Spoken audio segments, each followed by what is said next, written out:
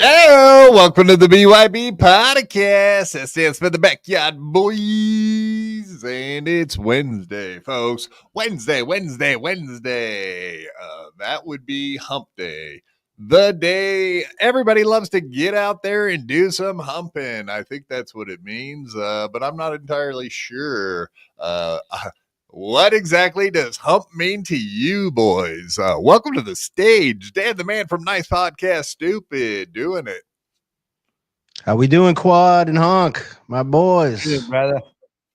We're doing it. We're having it. It's happening. Let's go, as they say in the Chadverse. Is this the Chadverse that we're in? Holy shit! I feel like I'm lost in Chadville. I even stole his background, man. I'm having it. But I got some real fucking.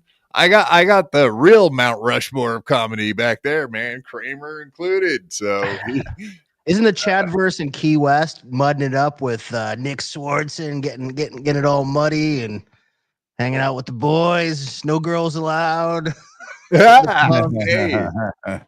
I feel like you're trying to say something there with that comment, almost as if Chad never gets laid, or at least not by women. I mean, he hasn't been seen on a date with a woman, a member of the opposite sex, in at least since the Obama administration. So, man, you can use your own imagination right there. Shit.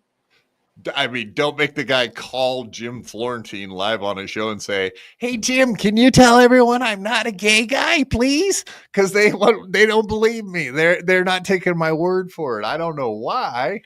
I'm not even saying he's gay. I'm just saying he can't get laid. Like I'm saying, like he's worse than Ray DeVito when it comes to women. So, you know, what's wrong with Ray? Chad, if you want to prove me wrong, good at this. You're not good at this, Chad. You're not good at being seen with women. You're not good at that. Chad actually said, he said, I would make a bet with Dan that I've had sex with more women in my life than Dan has.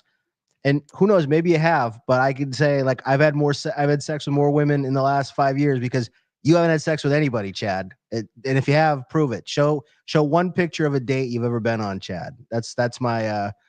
He's got lots of pictures with Nick Swartzen, and what do you mean?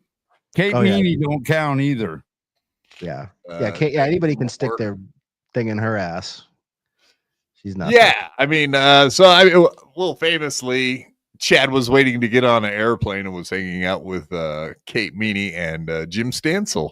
Jim Stansel was there with Kate when Chad left. Therefore, if anyone got laid with that lady, it was definitely our buddy Jim Stansel, our little midget friend, he's a real OG. He's an MLC OG legend, and only he understands what Kevin's show is. Only he knows the real MLC / Burning Bridges, the real deal. By the way, Nasty Neil in the chat has a perfect Chad impression right now. I've seen them come and go. Dan is not the guy. Dan, this isn't for you. You're not good at this, Dan. Dan, it's over. My Chad impression. Yeah, we know, Chad. You're not good at this. You're not good at this. Oh, God, you should just quit. You should go away. Nobody knows who you are. You suck. Like, nobody likes you. I talk to like all these famous people all the time. I've got millions of pictures with, here's what, I'm with Whitney Cummings and like Mark Norman and like so many people. And Godfrey. Chad is the name biggest drop enough fucking people. name dropper. Yeah, he is. He's the worst. Or the best. If you have the best name dropper, he's the good at that. He called some random comic today I've never even heard of just to get him on the phone, just to prove that he's got him in the Rolodex. I know people, I know names, and even the guys, like, it's funny, they calls him, they pick up the phone, they're like, "Hey Chad, what's up? Like, what's going on? Hey, you're on the air right now." And they're like, "Really? What? Like, what the fuck's going on here?" Why are you calling me? Crazy. My favorite is when people do pick up the phone and they're just like snacking on food. It's always Godfrey too. It's like Godfrey almost every fucking time, and he's just like, "Yeah, what up, Chad? Yo, what up?" And just eating food and does not give a fuck about anything that his little buddy Chad Zumock is talking about. That's a fact. Yeah, Dave Sarah knows. This guy knows. He's somehow dropping Sam Tripoli name now that me. And that's my only credit. Yeah. That's right. So Dave Sarah, the famous open micer from LA. Indeed. He'll be dropping your name soon when you hit gold on Kill Tony next time you get on there. We're assuming Dave Sarah will eventually be back on Kill Tony and will actually crush it for once in his life. Continue, Dave. Yes. What else we got? Yeah. Okay. So we were talking about being down there in Florida. Speaking of our little buddy Chad Zumock, it appears that he's doing a free show tonight, right there behind Honky. What's the guy's name? B Shaw, B Shaved, B something. Yeah. That's good, man. You're good. Thanks. It's a free show. Yeah, he went from a $15 matinee with the old people with the 2 drinks and the steak dinner included, 4 p.m. matinee on a Sunday. Now he's doing a free show at Comedy's at CJ's Backstage. Things are going so great for Chad right now. Chad's career is really soaring. He is taking off. So yeah, if you're in the Clearwater area, I believe, or is it St. Petersburg? I forget. One of the Florida areas. CJ's Backstage, 9:30 p.m. Free admission. 2-drink minimum, probably, I would assume. But you can get in and see Chad Zumock with a guy I've never heard of. And he's never heard of him. I didn't even know who the guy was. Let him know Spirtopia sent you.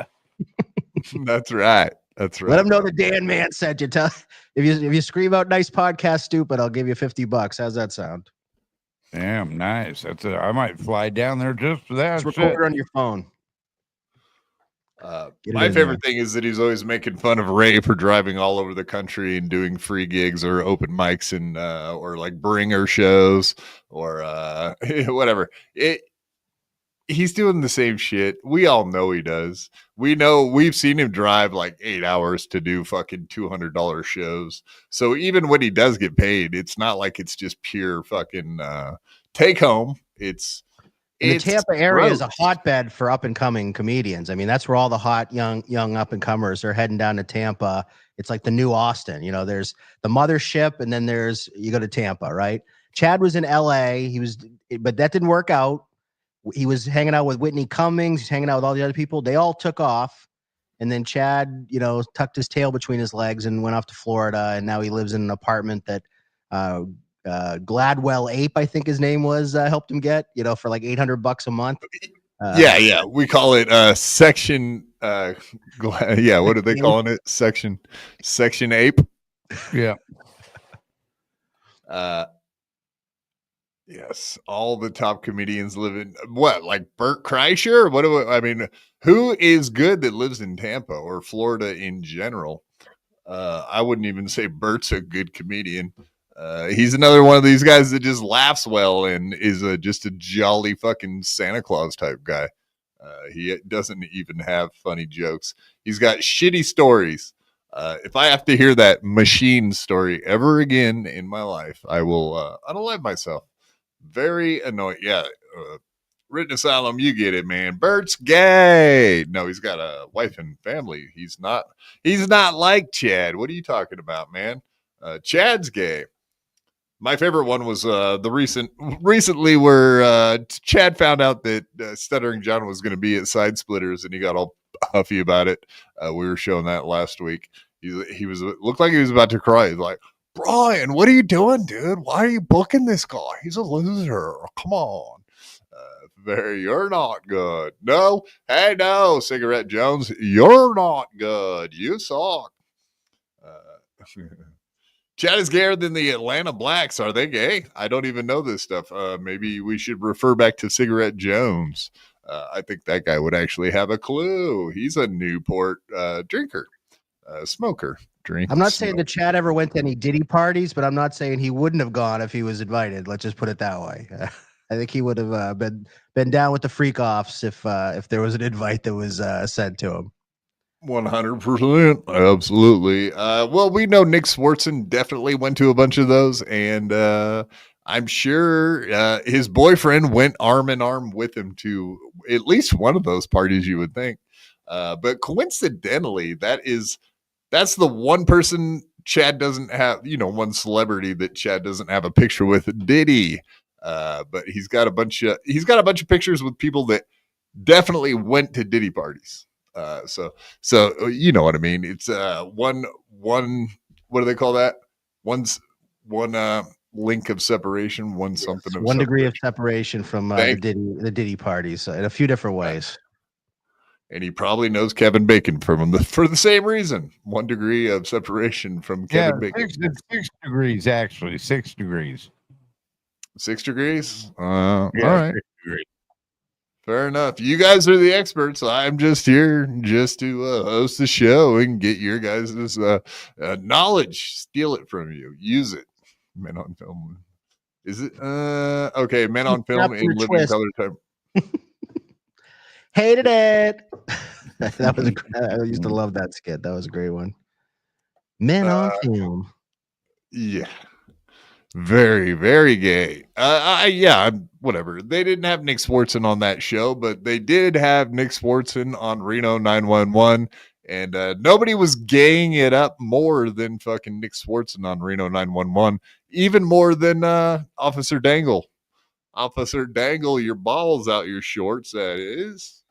Was Swartzen the one that used to run around naked on Reno 911, or what was? Because he used to have a recurring. He was the guy that just could not stop sucking people's cocks. He was on roller skates, and he was always in that like bright green outfit. Would wear headbands like Gino Bisconti.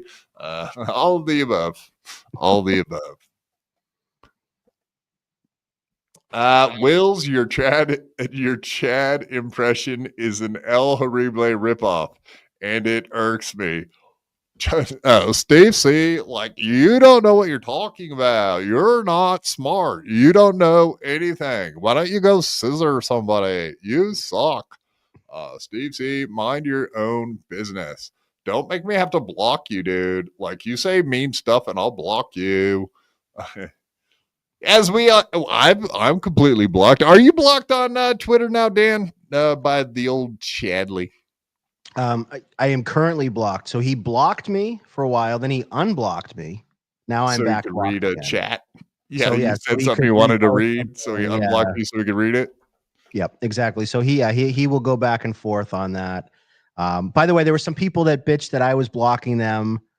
I believe I've since unblocked everyone. So if anyone is watching and Dan blocked me and Dan can't take a joke, I've unblocked everyone. So have at it. I don't really fucking care. You can say whatever you want. In fact, I've already seen some of the people responding. So I love my haters. I love my fans. I love everybody. I will not block anybody going forward unless you are, completely abusive. So everybody, fair game. I'm fair game. I'm out there. Come at me, bro. But yeah, Chad has me blocked currently. Yes. No, I take it as a badge of honor when any of these fucking lolcows block me. Like, that's kind of the point. That's kind of what I'm after, honestly, is a reaction like that. That I've annoyed you to the point where you have to block me. It's funny every time. It never gets old, folks. But yeah, it's good to do a good old purging, or what you call a jailbreak here and there. If you have blocked anyone, just go back and unblock them. And one day they'll wake up and go check shit out and be like, oh, that guy unblocked me. Maybe he's not an asshole. Wrong. I'm an asshole. Fuck you. I think in the entire time I've been doing this YouTube channel, I think less than 10 people have ever been blocked. So yeah, I'm not a big fan of it, but yeah, you go over there to chat and you say one wrong word, you're gone. Same thing with Steel Toe or a bunch of these other sensitive bitches. The better method is actually to mute them. There's a mute option, so you don't see like their tweets. That way, they don't get the satisfaction of knowing that they're in your feels, so to speak. So you just, if you don't want to see somebody, I mean, there's a lot of people, not even people that tweet me, people that are like those Twitter accounts that you see always popping up, like cat turd and other shit that's just so annoying. I'm like, mute. I don't want to see you every time I turn on Twitter. Mute. That's the way to go. Don't block them. Don't give anyone the satisfaction that they got under your skin. Just mute them if you want. Otherwise, or don't mute them and let them say whatever the fuck they want. But yeah, blocking is it just shows that you're a sensitive little boy. And but Chad loves to block, and he's definitely definitely someone who does it a lot. If you get under his skin, he will block you. If you send a $2 super chat reminding Chad about the fallen soldiers on Veterans Day and how you stole their credit cards, expect that you're going to get blocked on Twitter. He doesn't like that. Okay, yeah, you did that there. Did you do that? You did that to him on his channel too, though, right? Didn't you? Yeah, no, I did. Yeah, Tuesday. Well, so this is the funny thing. If anybody, and I don't know, I hope nobody's a member of the Chad Zumock channel, but if you are, because he by the way, let me tell you another little secret about Chad, and this came out this week, so you can there might even been clipped. Chad is very sensitive about views.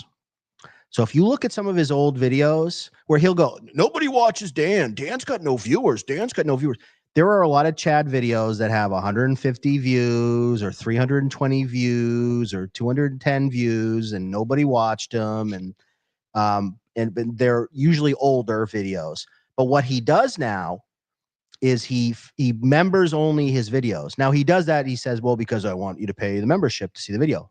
But really, he doesn't want you to see how many people watch the video. It's all about protecting the aura of, oh, there's 10,000 people watching Chad Zumock videos. There's not. There's not that many more people that are watching Chad than are watching shows like this and my show. It's not a drastic difference at all. In fact, if you want to pull up the Playboard numbers, Chad consistently on his, so he's got, all these members and all these views, but he struggles to get over $100 in super chats in the show. Now, small shows like ours, and I'm gonna be remonetized hopefully in a couple weeks, and obviously you guys are monetized. Sometimes you have a good show, sometimes you don't. It's not all about the money.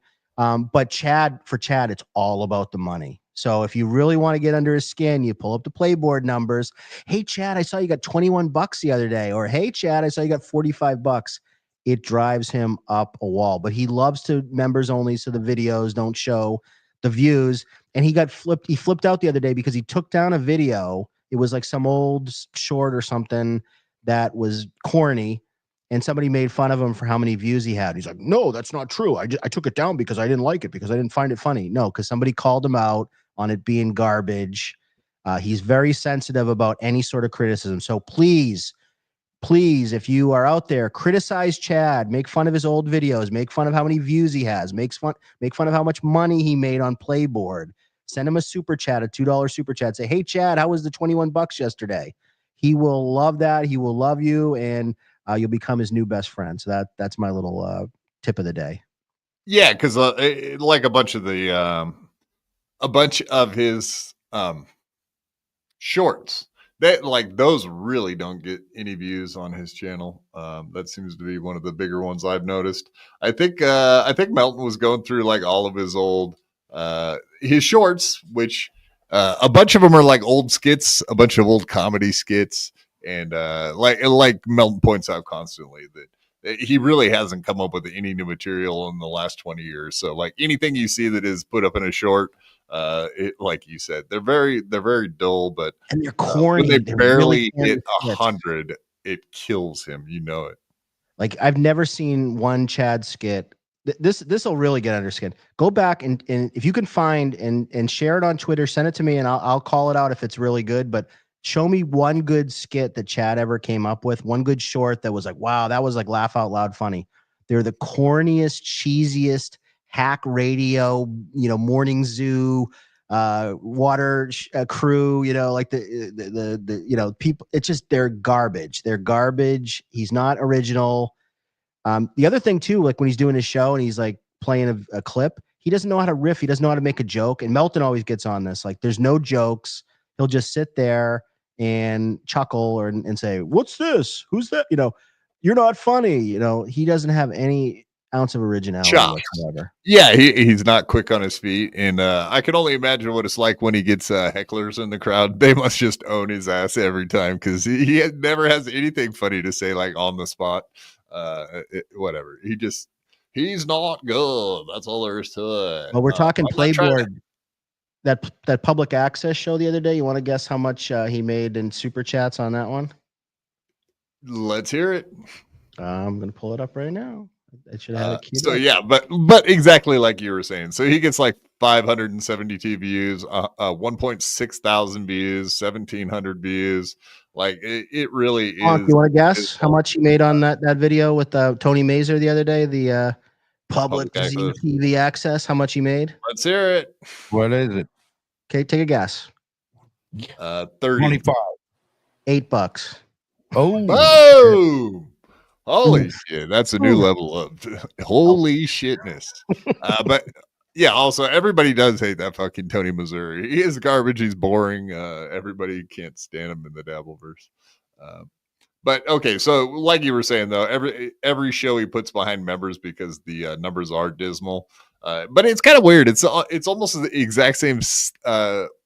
Like when Ray DeVito was getting 150 to 200 viewers every show he did, those also would just barely creep over like 1,000 total views after it was all said and done. So like, I think Chad and Ray have a loyal ass fan base. You know what I mean? There is 100 people that will, every single time he hits the live button, they will be there. Loyal as fuck, but they're not attracting anyone outside of those just few hundred. And like you said, in reality, they are not much bigger than us, just by hundreds of views. Like Levy Land, same shit. Like, so all these famous people that people would rather hear us just clowning them fucking idiots than they would, just as to listen to one of their shows, they would rather hear us make fun of them. It's like, I think that's really kind of what it is. But yeah, 572 views, 1,600, 1,700. But the ones that he has behind the members thing, they're all under 1,000. So the ones that he gets over 1,000, he doesn't make members only. But if they're under 1,000, he makes them members only. If you pull up Playboard, you can even see the views. He's so fucking sensitive about the numbers. He's so afraid that Melton or somebody will look at, oh, you only got 600 views on that one. Okay, members only. Can't let anyone see that. It's really like I'm pulling it right now and I'm looking at them. I'm like, okay, that members only, that was under 1,000. Oh, this one was 1.7. That's not members only. We can show that because I had over 1,000. He's so about the numbers. It's really funny. I think he actually caught on to doing that from Ray. Like he saw that Ray was he was probably trying to put two and two together. He's like, why does Ray put all this shit behind the membership wall?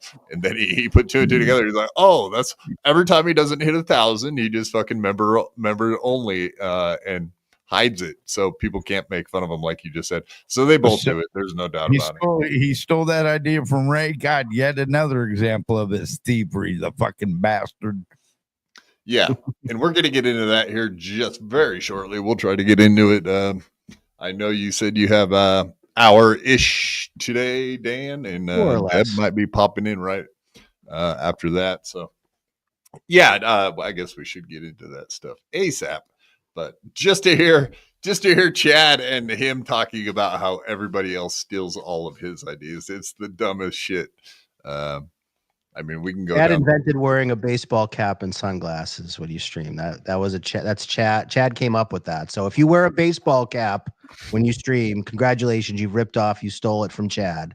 That's his Especially thing. especially if you wear it backwards too.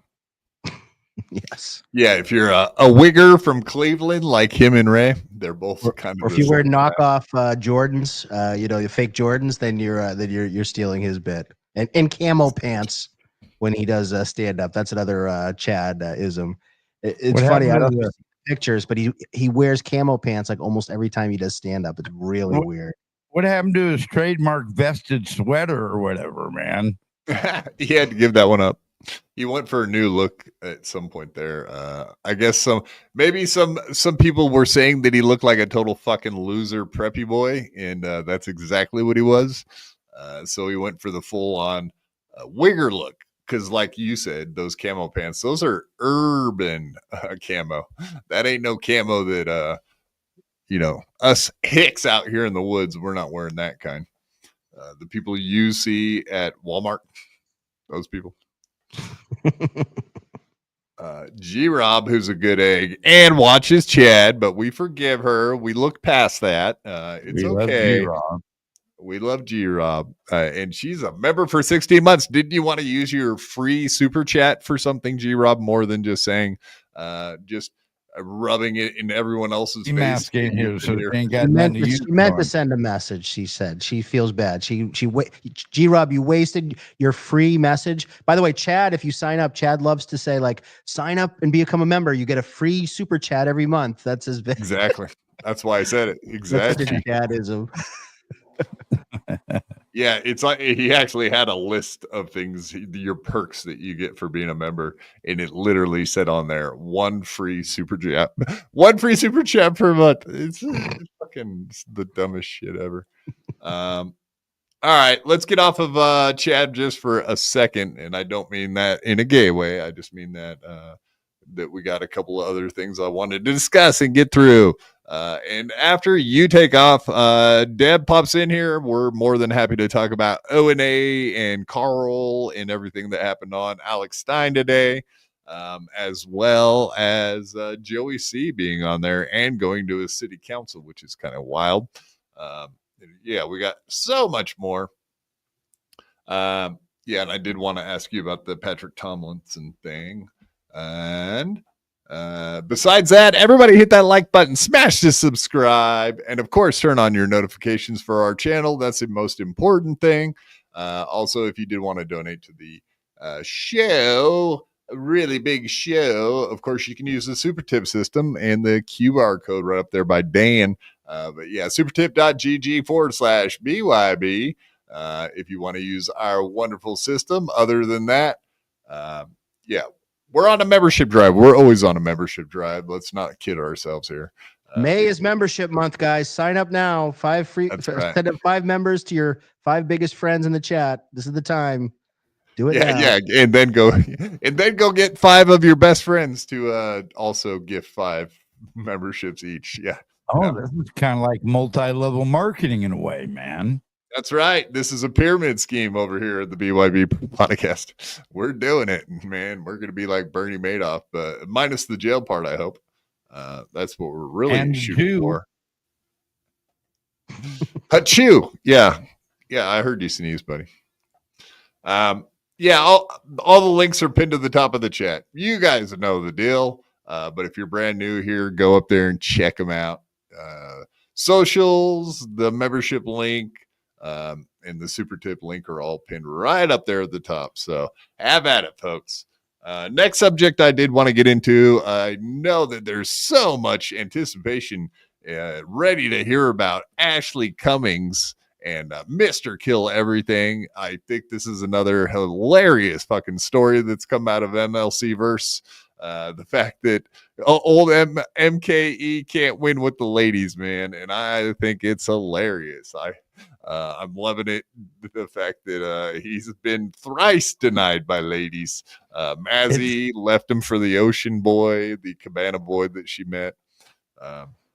Yeah, Hunk. Hey, you know what? It's kind of like he lies about it too.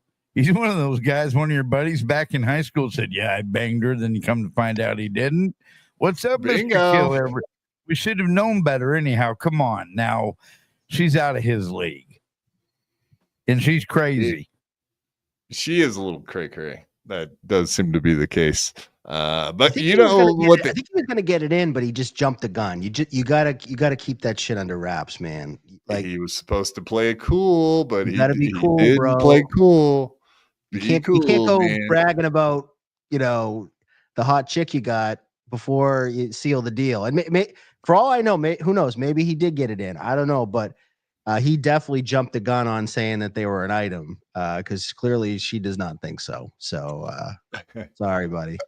MKE is my idol, really. You're gonna have to pick a new idol, Nick and Fort Wayne. I don't think that one's gonna work out for you too good, man. Honestly, that's a problem. That's your problem, not our problem. No, absolutely. This is exactly it blew her backside. No, I don't think he did, but he is fat enough to even if he got near her, probably could blow out her back. And I don't even mean in a sexual way, just falling on her or squishing her, because he's a one fat motherfucker.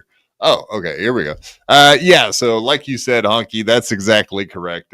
This dude is claiming he banged a lady, and she doesn't live in his town, so maybe that's why, like, oh, I fucked a girl. No, you wouldn't know her. She's from that other school across town. Like, he's trying to pull that shit. Like, oh no, she lives out in LA. You wouldn't know her. She's just Whitney Cummings' sister. We totally won't figure it out.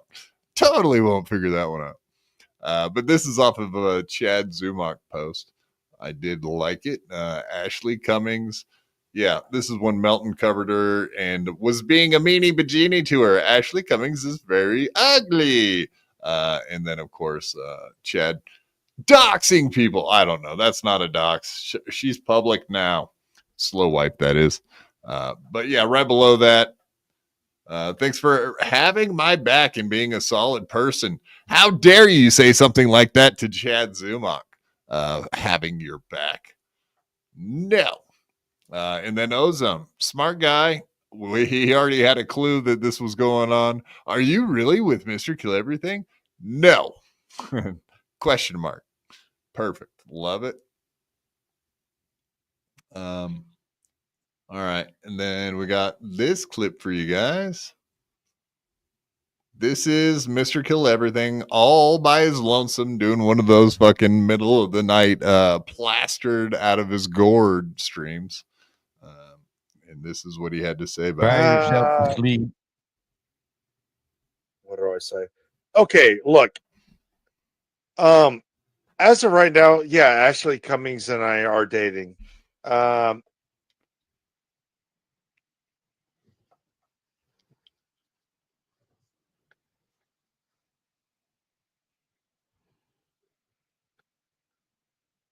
Ashley and I are dating. All right. So what did he have a brain aneurysm? Did he like, dude? I don't think all the wires in that brain are snapping, if you know what I'm saying. Holy Me and shit. that Ashley Cummins girl, we're dating. Dude, Well, you gotta say it with you gotta get your talking points down. If you're gonna get fucking plastered and you're gonna be talking on one of these streams, and people are watching, the rumors are flying around, people are waiting to snipe it. You gotta get your fucking talking points down. And what you say is, hey, Ash, I'm trying to do slur. I'm not even gonna try to slur my speech. Ashley Cummings is sweet, sweet woman. We've talked. Hope we continue to talk. Really like getting to know her. She's a very nice person. That's all I really have to say about that. And Vinny, don't say anything more. Shut your mouth. Like, she's a nice gal. She's a nice gal. I went out and hung out with her. Yeah. I was out in California. We hung out. It was cool. And she's really nice. Hope we get to continue to talk together. End of story. and just I leave hope it. someday I can put my penis inside of her. We're dating. Because you know what? Because when people hear you say you're dating in 2025, that means, Honk, what does it mean if I say I'm dating somebody? You smashing that BJ. Yeah, you are fucking going to Pound Town, right? You're going to the bone zone if you're saying dating. That's what people call dating these days. So basically him dating is like, I crushed her pussy. I got her in the walking dog pose or whatever, the crouched whatever frog pose, and she just rode me like a yoga student. Crouching tiger, hidden penis. Yeah. So don't say you're dating. Oh man, just classic mistake. I like MKE. He's a sweet guy, but man, you gotta get your talking points down. He's a sweet boy. I thought you were gonna pat him on top of the head when you said that. He's a sweet boy. He don't even know what he's doing. He's one of them touched kids. You know them touched kids. I feel like, and I'm not even that. I'm not like a swordsman, a master swordsman, but I feel like I gotta like take like him and a couple of these guys aside and be like, dude, if you're gonna like get into these public relationships, you gotta learn how to finesse it, right? You can't be doing the Mazzy stuff. You can't be doing this stuff, the Ashley Cummings. I don't know if you saw last night, but Karmic had Felicia Gillespie on with him. Oh, Jesus. And of course, I had to throw a super tip in and say, hey, Karmic, what are you waiting for? Ask her out. And Felicia Gillespie, believe it or not, said, I'd hang out with Karmic. Yeah, and I'm like, dude, fucking get it in there, bro. And he's just, and then he couldn't stay on it. Well, that's the other problem. All these guys drink too much. They drink until they're blackout drunk.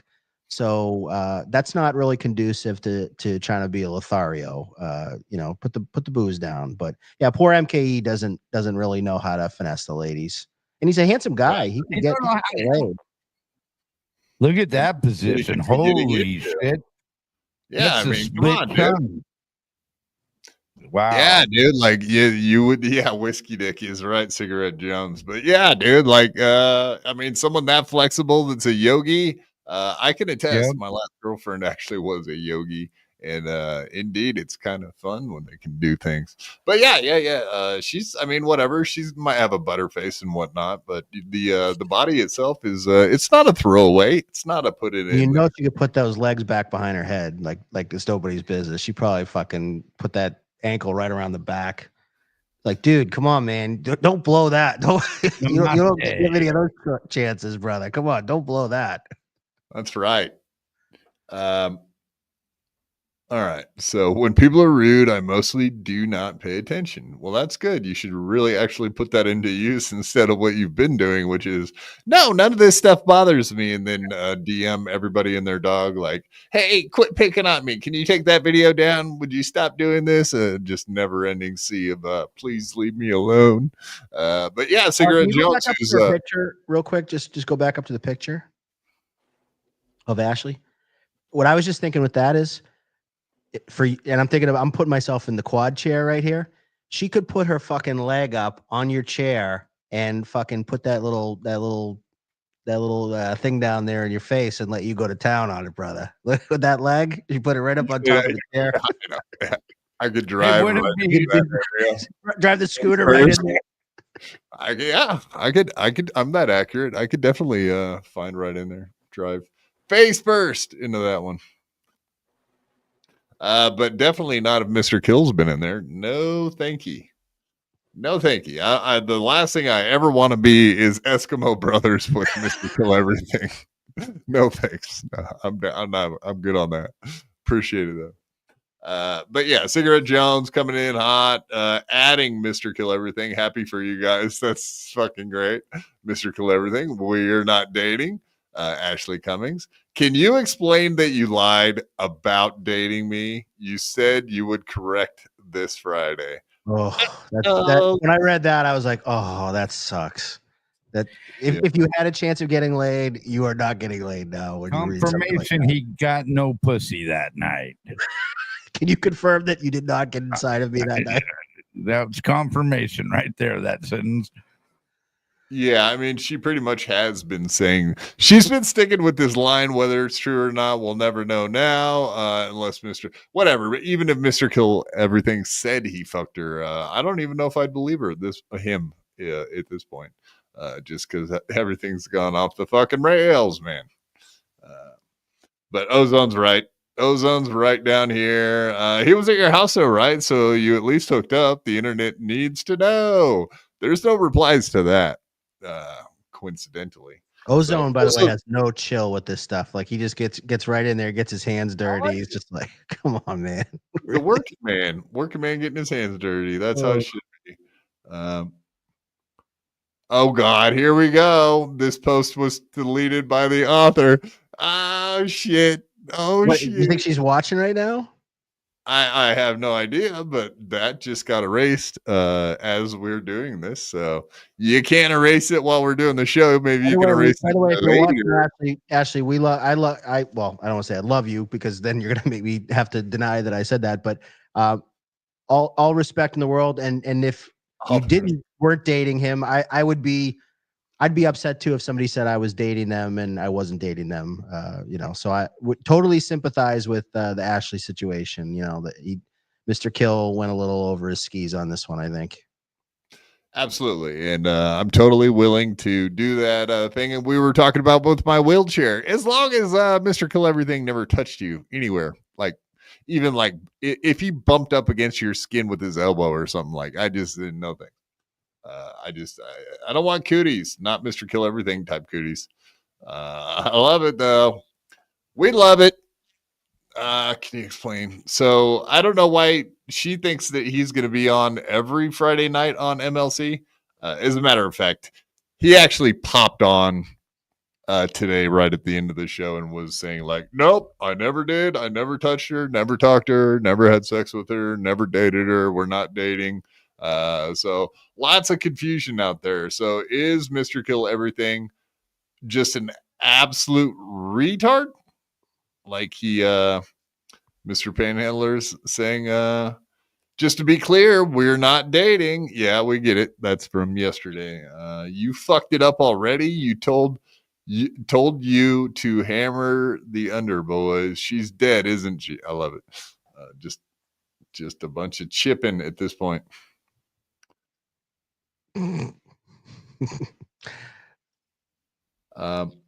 Okay. So yeah, this is the problem, right? Mr. Kill Everything. Does he not have? He doesn't know how to read situations properly. Is this the problem? He obviously read because what he said with Mazzy, she was like, I was never okay with him saying that I'm Mrs. Kill Everything. She's like, I never said that was okay. I never gave him permission to say that. I never told him he could say that we were together. So twice, 2 for 2, man. Is there a chance that he can't respond to the Yuki still hates rape people? They're gonna try to get you to trip up and say something. Don't step on those landmines, Mr. Kill. You don't have to respond to every message. Just ignore it, move on. Don't keep shooting yourself in the foot. It's just you got. I'm starting to think he may not even done Maisie either. Mazzy, where the hell her name is. I don't think he did. Well, they hung out 6 times. He at least got return visits on that one. So my guess is that he only fucked it up after they went on MLC, and then he said a bunch of stupid blackout shit. That is the problem. Let's say he did go to Ashley's house and passed out on the ground and woke up in the morning. Maybe he had his dick in his hand or something. He was like, "Oh, I totally got laid last night." Maybe he's so dumb and blackout drunk he doesn't even know what the fuck he does when he goes places. It's possible. I don't always agree with Laundry Room, but I'm going to agree with Laundry Room on this one. If you're going to get blackout drunk, shut off don't go on YouTube. Just shut it off. Just shut it down. That's horrible advice. No. Okay, everybody that drinks. That back. No, if you're going to get blackout drunk, you're going to have a lot of confidence and you're going to say crazy, wacky stuff and you're going to get 100 viewers. Cool stuff. You're going to get super tips and super chats and memberships. Get blackout drunk on a Saturday night and just spill your guts. Cry about Taz and how much you love Taz and do it for all of our benefits, please. That's right. That's right. Drinking is what makes you interesting. So keep doing it, guys. Karmic X and fucking Mr. Kill Everything, two perfect examples of that. They both need that. Alcohol gives them confidence. I've seen them without alcohol. They're quite boring, honestly.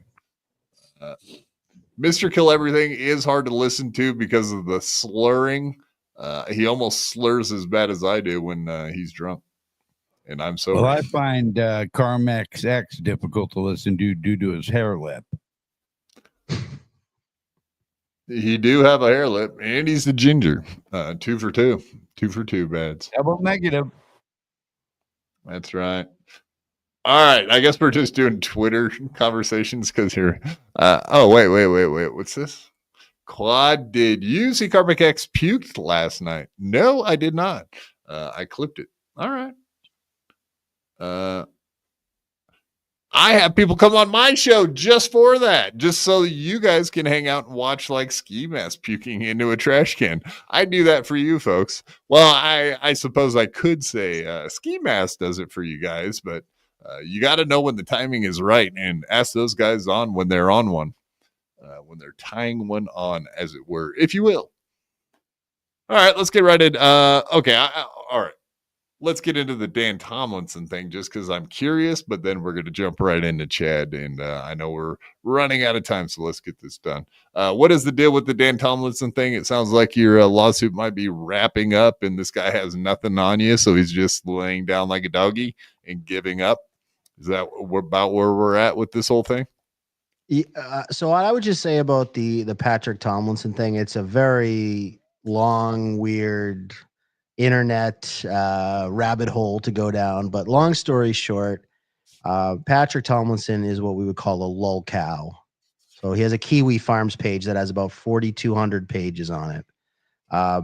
He kind of came into notoriety because he decided to kind of mess with some people on a subreddit 7 years ago. I don't know if you know the whole origin story on this one, Quad, but he tweeted one time that he didn't find Norm Macdonald funny. And all these like O&A fans just started basically fucking tormenting the guy for years and years and years. He's actually sued me on at least one occasion. He tried to take out a restraining order against me. And he's now currently suing the city of Milwaukee for over $1 million because of these swattings that happen. And he said he thinks, if you listen to him, he thinks that I am the mastermind of a international cyber stalking cult, that I've orchestrated all the swats, which just like Chad, which I vehemently deny. So that Tor Swats guy, if anybody knows any of that story, he finally got caught. And Mr. Medicare, and I swear I'll make this quick. Mr. Medicare, who's a famous internet person, got a letter from the DOJ saying, hey, there's the court case when this Tor Swats guy, and he, ratted out all these people, but Patrick didn't get the letter. So I joked, I said, oh, you didn't get your big boy letter, and it looks like I'm not going to be enjoying prison as you thought I would. And so now he's all butthurt that I am in fact not the person that was swatting him. So he's learning that lesson.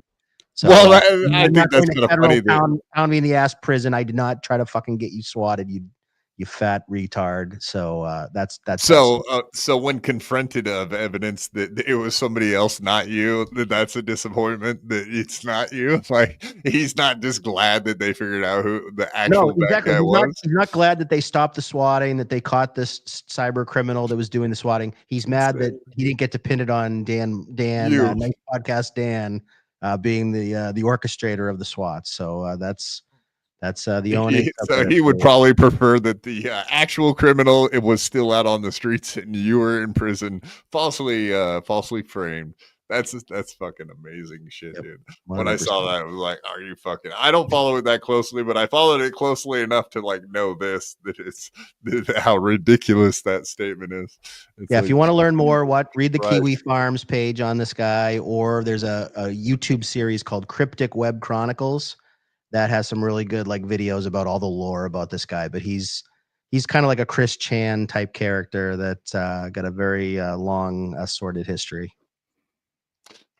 Yeah, there's been a bunch of fun shit happening lately with all the huge lolcows, the chains and the fucking king cobras, and the Cyrax is the fun one because some dude's been going down to his house and trying to whatever, a lot of shit fucking with him in real life. But that guy's been having his comeuppance really quickly.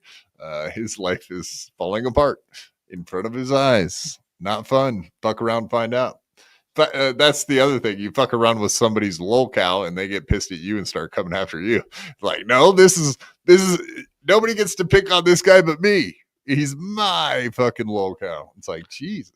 So the funny thing is the Dabbleverse people would love this fucking guy. The only problem is he doesn't do videos, so you can't really clip him. So that's the problem. He's not like you. So some of these guys where they do like Steel Toe, for instance. Steel Toe puts out so much content. You can watch it and you can Melton can talk about it for 8 hours. Patrick Tomlinson isn't putting out that. It's really, you've got to be like more cerebral with your lolcow. You've got to like read his Twitter account and you've got to know the history and sometimes there's not anything that you can watch like a clip show. So it doesn't play as well on YouTube, but it's definitely good for the online forum type drama. So yeah, he's an interesting character. Yeah, no, it's all cool story. I've seen the lady you had on recently, and I have a hard time with the social justice warrior types. So I forget her name, but that was Jackie A, and I was let's say I was you're nice to her. I was letting her kind of run with her story and being very supportive of a young black woman who feels like she's been. It was making me sick. I knew what you were doing, but it made me sick to my stomach to watch. I apologize.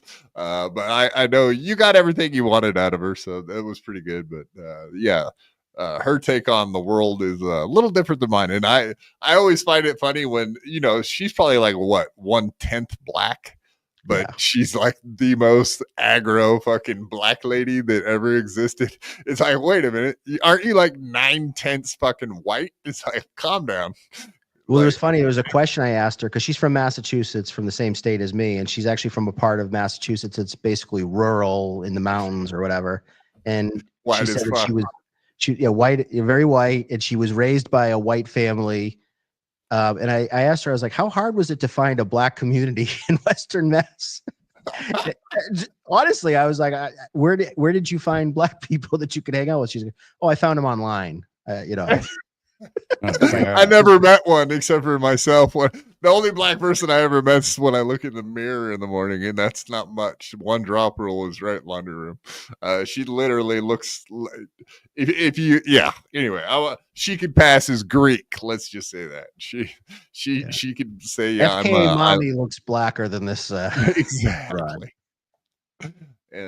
All right. He does blacker. She don't look blacker. She does blacker. Oh, no. Whoa, hey.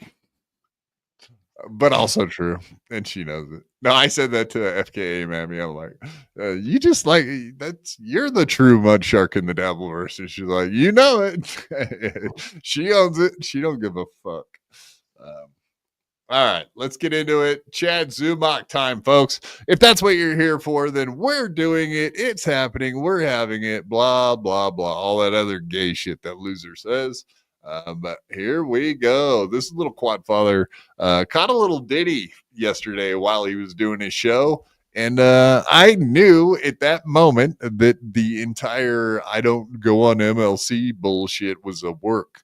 The second I fucking heard this shit. I had been waiting for this slow mind to accidentally slip up and say something like this, and he did. That's the nice thing about Chad Zumock. He never disappoints when it comes to being a moron. As you can see here, slow brain middler Chad Zumock accidentally admits that his hiatus from white guys comedies is a work and a temporary, as anyone with a brain already knew. The one of the two people that actually retweeted it was none other than Kevy Brenny. I thought that was kind of funny that he retweeted it. So even Kevin was kind of owning it in a way. Kevin's another person that blocked me. You're not blocked by Kevin? You're still in his good list? Yeah. Believe it or not, he's I don't know never why he blocked me. blocked me. I never even like communicated with He's- him on Twitter, but I guess. You've communicated with him after he saw that first video that you put out, that 15-minute shredding of MLC. I think you sealed your fate that day, buddy. Sorry. Yeah, that's true. I guess he knows about that. That was it. Yeah, he ain't gonna forget that one because you pretty much said you said a lot. You said a mouthful in the 15 minutes worth of it too. I don't think I could walk that one back. I think that was that was a lot. It's like Pat Dixon, me, anybody else that's ever. He doesn't block me on Twitter though. I don't know if he hates me or not.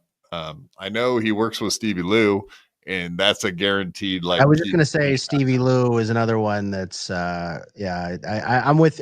I feel like we definitely have common enemies. For some reason, I've never really dealt directly with Stevie Lou, but I know he fucking is working behind the scenes, sending Kevin every little thing he can about me, including my family's information and pictures and things like that. Yep. He's a fucking rat. He's a fucking scheming little fucking rat of a man, Stevie Lou. Rat-faced fuck, as we like to say in the biz. Indeed. There was what's that name? Nicholson. Her last name is Nicholson. It's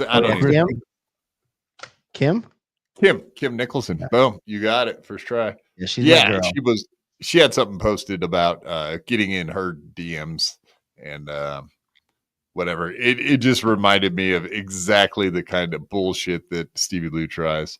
Maybe I'll try to pull that up here in a minute. Yeah, she was giving me some names of people that she thinks are Stevie Lou alt accounts that you see in the chats all the time. So yeah, I won't give them away because I don't want to give away all the information. No. Yeah, play the game. Yeah, play the game. Yeah, even anyway. Let's just put it this way: he's always lurking. That fucking Stevie Lou. He's always in the chats. Kim, I agree, G-Rob. Kim Nicholson is a nice lady. She is a sweetheart. So if Kim Nicholson doesn't like you, I don't like you. Kim is a sweetheart. So yes, I agree with G-Rob. Oh, Michaela, get out of here with those sharks. Get out of here with that shark shit. How dare you? No sharks. Dun, dun, dun, dun. All right, here we go. With all my comedy friends every day. Sam, Tripoli. You still you do Brennan anymore? Yeah. Well, not lately. He's mad at me. He's only his first thought, and without a hesitation, like all excited, and then he was like, "Oh wait, that's right. Oh, I'm not supposed to say that." And he an hour later, he was on MLC. So exactly. He's mad at you every year, though. Yeah, it's like Walter White and Jesse Pinkman. We got to get you on there sometime. Brennan likes you. He's always mad at you. Yeah, he's always funny. He needs someone to be mad at. He stopped comedy, didn't he? Stop doing comedy just in general. Well, he does his podcast every day and he makes a fortune off of it. So I don't think he's like compelled to do it anymore. With all my comedy friends every day, Sam. Without my comedy, I talk on the phone every day. What we were talking about earlier in the episode is, that. So why would he say that to fucking Godfrey though? That doesn't even make any sense. Oh, I'm always on the phone talking to all my comedy friends, like you, for example, Godfrey. Since did he forget that he was talking to one of them on the phone as we were talking? Like, hello, what a fucking retard, dude. Do we know what Chad does all day other than his show? He doesn't really have a ton of gigs, right? So what is he doing? Yeah, I don't think he has another. No, nobody's figured it out. Is he an Uber driver? I mean, how is he paying his bills? I would be surprised to find out that he doesn't have a day job of some sort. But the Section 8 thing does help out his budget. I'm sure of that. Ethel says he online stalks women. That would I could believe that. I would buy that. You're a woman, so that actually tracks a lot. Ethel probably knows. She looks like a hot lady, maybe. Stevie Lou's alt. Yeah, it might be actually. That's funny. I mean, I actually suck it. Oh yeah, there we go. What does he do all day? Duh. That's how he gets his gigs, going around sucking dicks. That's right. Oh yeah. What am I thinking, dude? I'm retarded. Yeah, because we know what he fucking does all day. I want a big black dick. Exactly. That's exactly correct. All right. I was just looking up the Kim Nicholson thing. And then we're going to play some of that great shit from MLC yesterday when Carmax, is it? That dude. CarMax. Carmax. Is it Kim Nicholson? Yes, here it is. Got it. Got it. We got it, Kim Nicholson. We got it. We're right there. All right. Move that. Let's get rid of that so you can actually read them. But yeah, let's see. It's kind of a complicated one, but let's just read what it's like to have a conversation with Stevie Lou. So he threatened her in a chat, right? So he said, I'll find, and if we can zoom in, but in that chat, he responds to her and he makes this like veiled threat at her. And it's like Kim Nicholson is, I don't want to guess how old she is, but I'm going to say she's, a middle-aged woman, let's say. And you've got Stevie Lou is making veiled threats at a middle-aged wine mom or whatever in the chats. It's just like, it's so fucking lame, dude. Like, really? Come on, man, grow up. Hey, that's a cool Zoom you got going on.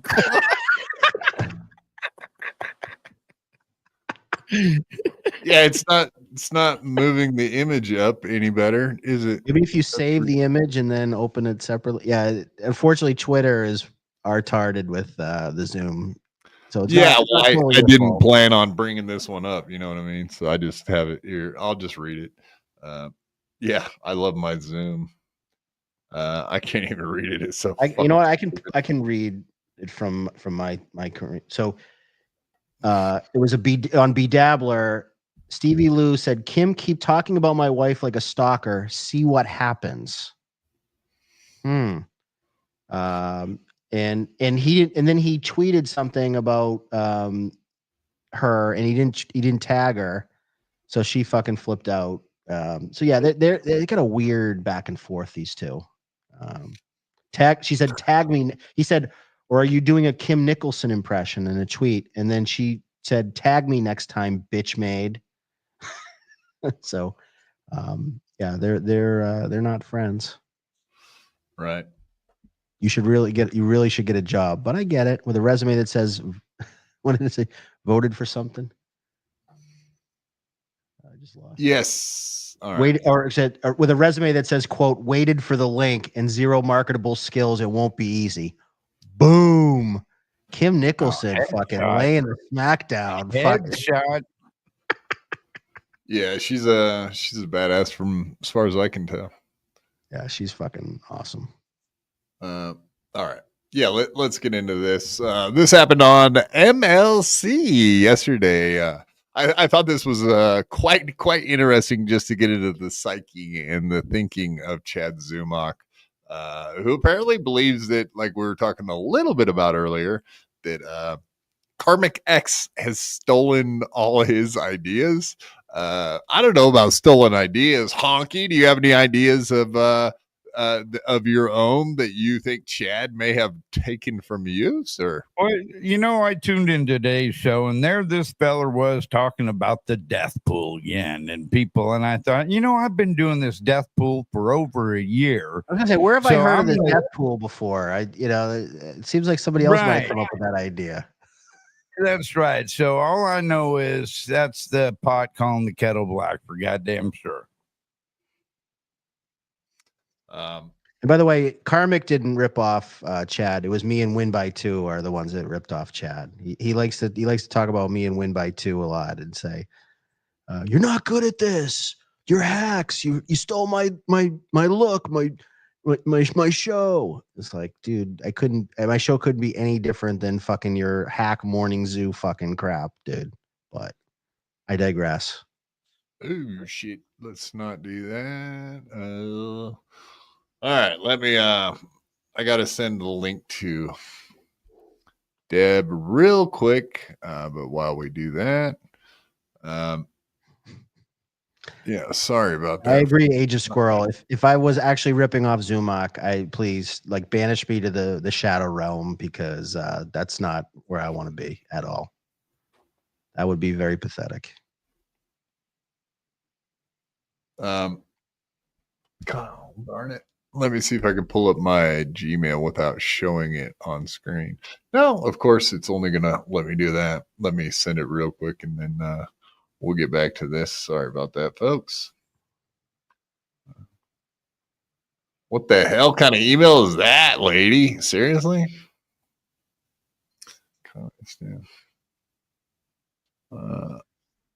While you're doing that, do you guys think that people are starting to turn on the Karmic X yet? I Kinda think feels people like are people are getting getting a little- Yeah, people Yeah. are burning out on it because, Dan, it's a one-trick pony, really. And it's wash, rinse, repeat, and that eventually gets old. I mean, I guarantee the novelty was a good thing, but he better get something going, or Well, there's just no sustainability to getting Right. shit-faced every day and streaming for Right. 10 hours. Like, that's just not something you can do. And it's Yeah. great that he made all the super tips, but that doesn't last. Like, all these guys, No. Chad did the same thing. He's like, he got hot for a while, and they're like, oh, this money's going to never stop.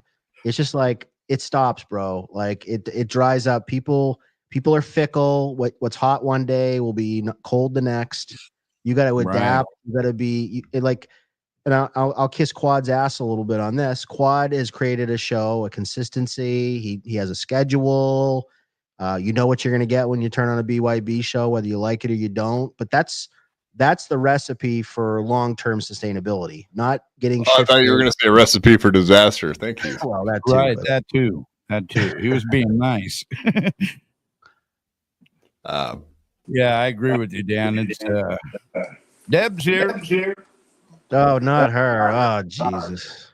Yeah, you do have some background noise, so I'll just mute you for a second if you don't mind. Turn off the TV. Hello. Hello, lady. How are you? Oh, Derek, hold on a sec. Did you? I can take you Oh, off screen all right. if you want. Yeah, you Good. sent it to my email. Let me dip out now. I'm on my phone, so let me go Okay. back in. All right. Well, kicker from studio. All right, good. All right, there we go. Let's get into it. Doom. Yeah, shout out to all of the Clippers, of course, doing the Lord's work out there. We love it. So the problem with Karmic X is everybody's really invested into it. But we've seen this play out many, many times over and over and over with whatever, Mr. Kill Everything, or you can go down the list of people that were killing it, crushing it, because they're lolcows. In the second that people aren't able to troll them, they go away and they're not that important, and nobody gives a fuck about them anymore. Joey C, Mr. Kill Everything, nothing.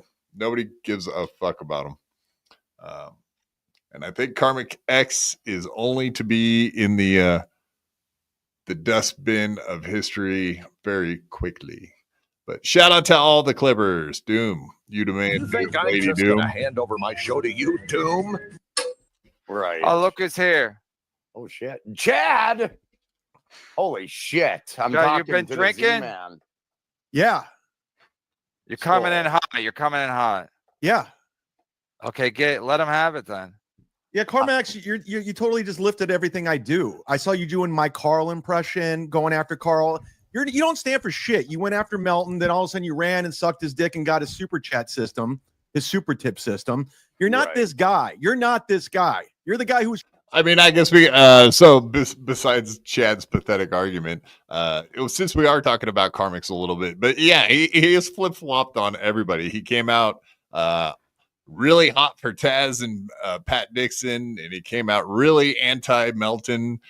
Next thing you know, he's got super tips, and he's in a total all-out war with both Taz and Pat Dixon because they made fun of him a little bit. He's very thin-skinned as far as I could tell. Mm-hmm.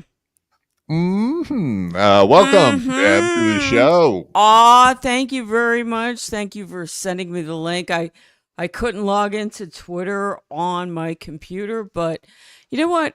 Karmic stinks. Let me tell you that right now. He sucks. He is MKE 2.0, and he ain't as funny. Wow, Deb, you're coming in hot tonight. I like We this. already have one village idiot. We don't need two. And that's why Quadfather calls me in for my hot ass takes. Wow. Yeah, that's why I call you and Dan in, as a matter of fact, because you both are free willing with the opinions. I love it. Yes. But yeah. No. Yeah, the dude's, he really doesn't have anything. I don't really understand Kevin's fascination with this guy. And you know what? It's Kevin's fault that this dude is a thing. You know what? It's Kevin's fault that so many people are a thing. Kevin is a vile piece of shit. And Chad, if he had a brain in his fucking scarecrow head, he wouldn't be on there today. He would be like, fuck you, Kevin. You've dicked me around over and over, and now you're bringing me in for your own purposes. You know, I mean, like I said, I like Chad. I hate to admit it, but I like him. He's always been gracious to me. But Chad, dude, don't be crawling up this pink hot dog bitch's ass. Woo! Hey, like Honk. Hey, Honk. How you doing Hi, anyway? Deb. I'm How sorry. are you? I didn't really No. say hi. I That's just came in kind of hot. You had the feeling. Don't ever apologize for having the feeling and going with that first. Nice to see you, Debbie. Aw, thank you. You called Kevin the hot dog man, but quick question: did we ever figure out about the neck surgery? Do you think? Because I see like a huge bruise right here. Oh my God! I said neck. he had Quad. I said he had like neck surgery, like a neck lift. This is like nah. This is something else. Seriously, he's a goddamn melting candle, or I should say melting. Not melting. Melted. Melting fucking candle.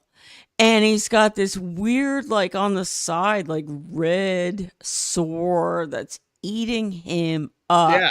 It's like right there, if you notice. Oh, it's so ugly. Ugh. Right in the base of his neck. I noticed that. Oh God, we lost Dan. Oh my God. No, he did one of his famous Irish goodbyes. Irish goodbyes. You know. I love it though. I love it. And he gone. He gone. He gone. I'm gonna click you off and back on real quick. There you go. All right. Ooh, we have to when somebody I'm on leaves for some reason it doesn't like replace them in this view. It's weird. So there's just an empty spot up there. Let's get you way up there so everyone can see you. All right, let's play this. Chad is not happy with little Carmax. Dude. He's trying to be buddy with Pat Dixon. So quit pretending. That's all you're doing is pretending to be something. You're not. I've seen you guys come and fucking go, bro. You're Ski Max 2.0. They all come and go. So enjoy your 15 minutes, bitch. Chad, really? Do you think I'm that guy? Carmax, you talk a tough game. So wait, Yeah, so don't start kissing my ass, dog. I don't like you. Chad, when was he a Melton Dick Rider? Yes. He was Are you talking all saying this he's a shit Melton about Dick Rider because he's using his super tips? Yeah, he's talking all this shit about Melton, and all of a sudden he runs and does his super tips. Yeah. So he can get 10% from you, you fucking idiot. He can have my 10%. I'm making money, bitch. For now. I did like I like the fact that Carmack X immediately grabbed his whiskey bottle. I did too. Yeah, yeah. The second he was getting any heat from Chad, it's almost like he was saying, the only way I can deal with an argument or a real life interaction is by drinking, and then I can deal with The it. problem with Much like he does with his stream. the problem with Karmic is when he's not drunk, he's got nothing. I mean, if you see him in the day in Kevin Brennan's stream and he's not drunk, he goes, LOL, KB. LOL, KB. Yeah, he's terrible. LOL. He's just bad. And even honestly, not good. he's not good, man. He's like really not good. No, I have noticed that a bunch of the times that he goes on with Kevin, that he pretty much just sits there, does a little laugh. He makes a lot of facial, like he really just is like, yeah. And then, you know what I mean? He's pretty much the Carl Heberger of MLC at this point. He just absolutely fucking laughs at everything Kevin says. I think Kevin's honestly getting sick of it. From what I've noticed, he's been getting a little chippy with him lately, and he's like, come on, Carmix, don't just agree with everything I say. You know, even when he sends in super chats to MLC, they're always like pretty much sucking fucking Kevin off. You know what? The only time Kevin's like, what? What does that mean? Like he hates it. Quad, the only time Kevin will get mad at Karmic is when he sees Karmic making more money in a day than Kevin does. Because that's all it's about with Kevin is numbers, money. Show me the numbers. Show me your 1099s. Blah, blah, blah. That's all it's about.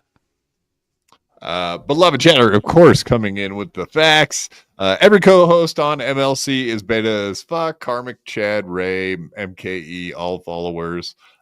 Absolutely 100% beloved chatter. That's exactly what I see too, man.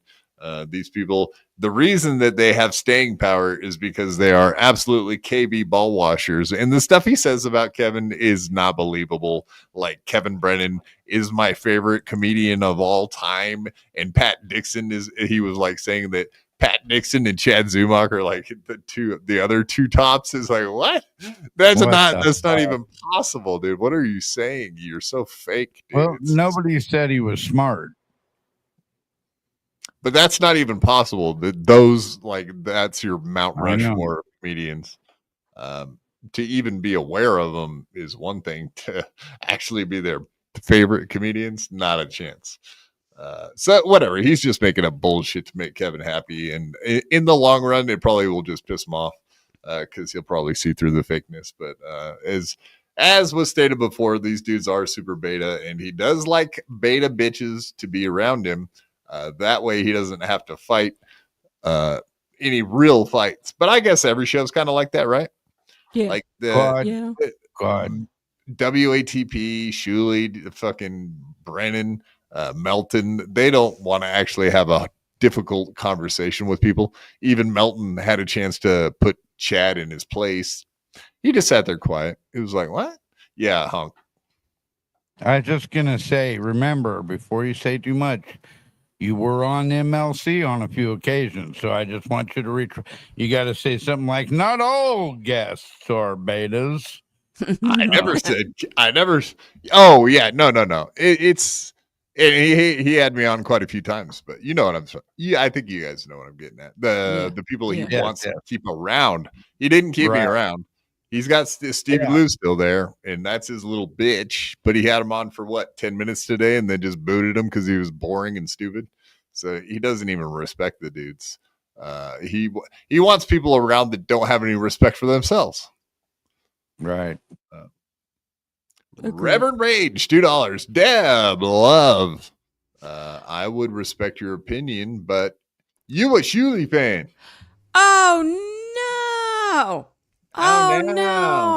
I do love Reverend Rage, aka Reverend Billy. He's a good guy.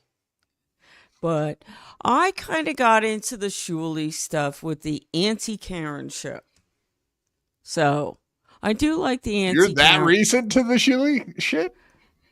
Kind of. I mean, I was out of the like Shuley stuff, but when he started doing the Auntie Karen show, I was like, yeah, this is good. Like, let's pick You just poke didn't care about fun. Stuttering John. You I just don't give a fuck didn't about give a fuck Stuttering about John. that guy. I've Yeah. never given a fuck about Stuttering John. That's But on June 17th, I will go see Stuttering John at Off the Hook Comedy Club in Naples.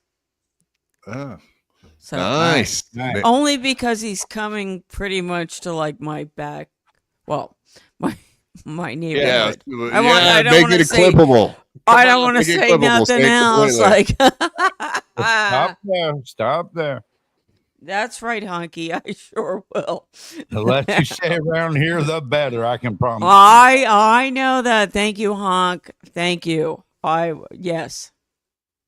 I do love the fact that I was kind of the same way with Stuttering John. I really didn't know fuck shit about Stuttering John, and then like everybody I knew started being having access to him, like Right. all these people, and they were all just like porn bombing him and fucking with him and like sending him email, like they were totally trolling him, all of these people, and they were crushing him with the trolls. And then one day I ended up with a fucking a link. And you know the rest. I guess we all sure know. do. Give me one.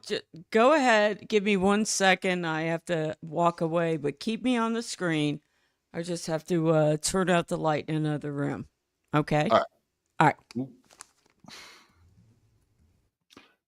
Yeah, thank you very much, Reverend Rage. I guess that's more for Deb. Deb is awesome. All right, we'll I see you guys have some questions. We'll get into it, folks. Let's play some. For now and forever. If I have No, anything you to do suck, with it. dog. Yeah, You suck. what Oh, really? if you're a 15-minute podcaster? Yeah, go bite my Carl impression. Do everything I'm doing. I'm sick of all you fucks like Win by Two, Dan Nice. You guys just live from me. So you impress Carmack, Carl, Carmack, and I'm not Carmack, able to. What is Carmax, that? do your What? Carl impression. Carmax, do your Carl. So yeah, the Carl impression. So I thought it was funny that he just said that Win by Two stole. Chad says that he stole his idea. Blade and Dr. Chow were doing the what was it called? The Tard hunting show long before Chad ever did the fucking Ray DeVito show. So absolutely Chad stole that idea and Dr. Chow with it. He took it from Win by Two. Who the fuck ever? That's how I was on Ray's show every night when the Tard hunting thing started. Dude, right. I like Win by Two fired him, actually. He found out how much the snake chow is. Yeah, of course that was bound to happen, but still, like Chad definitely stole that idea. So I don't know where he revisiting, reiterating history, trying to change it. No, Carl impression. It's my impression. That's my Carl impression. Yeah, because you saw me do it. You Can saw you me do do it, Carmix. Do it, You bitch. fucking Minnesota nothing. I'm waiting for them. this sounds very familiar. The time that I had the argument with him, he came on and did the exact same thing to me. He was like, "Who is this guy anyway? I don't even know who this guy is. He's a loser. Why? He's not a comedian. No one knows who he is.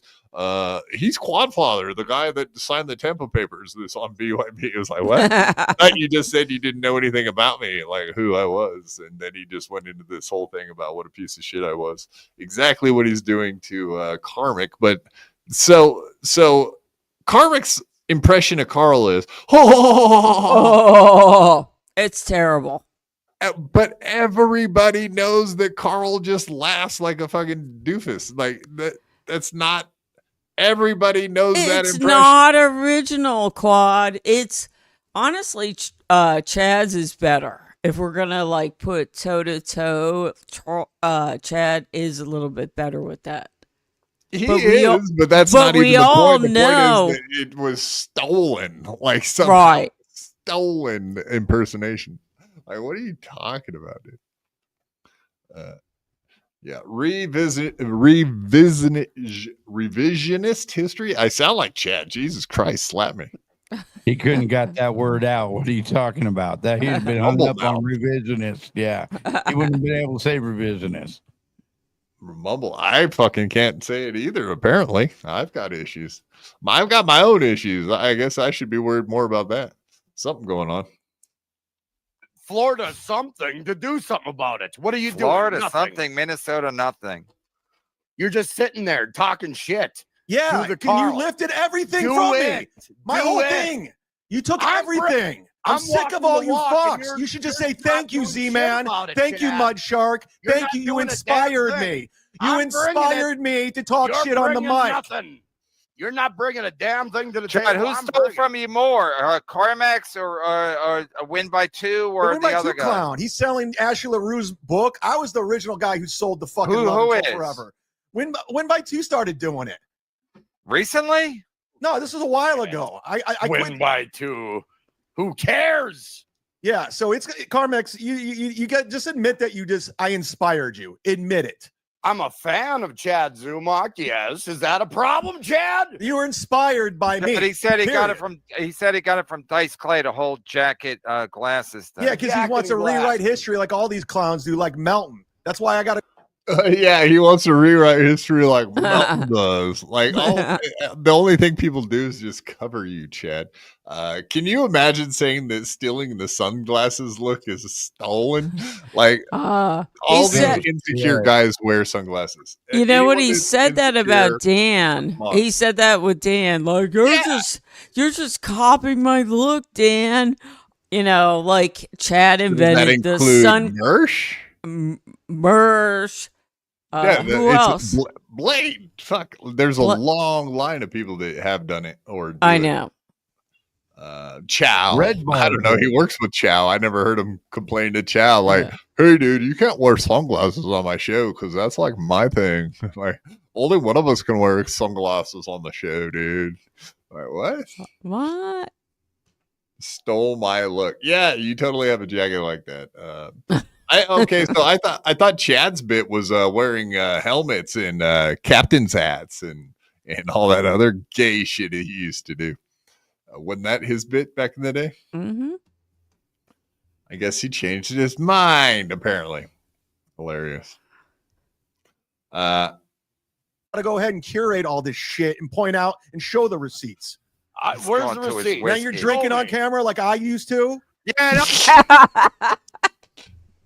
So, Jesus. okay, yeah, I know that. Well, obviously, this Carmix guy can't do anything without booze. I was going to look at this. Carmix versus Chad Zumock, the fake fight that failed. What do you guys think about the titling of that? The fake fight. So I think what he's implying there is they set this up before the show. Like, hey, Chad, I'm going to have you on today. And where Chad did, I showed the video of him accidentally saying that, yeah, I still work with Kevin. I put all 2 and 2 together, and I don't doubt that there is some behind the scenes working. Kevin did come on today and say that's not the case. He says, I don't do anything. All I do is turn my computer on and go live. I don't do any show prep. I don't talk to anybody. That's right. That Wait, look. All right, the Kevin Voodoo doll. Oh, I don't do anything. And yes, I'm sorry. I bought it from the Shuli Network. I did. Right. They sent me 2 of them. Ad. 2 of them. Right. Yeah, Dave Sarah has 2 of them too. And I they know. both are covered in white stains that I'm not quite sure. Mine are not.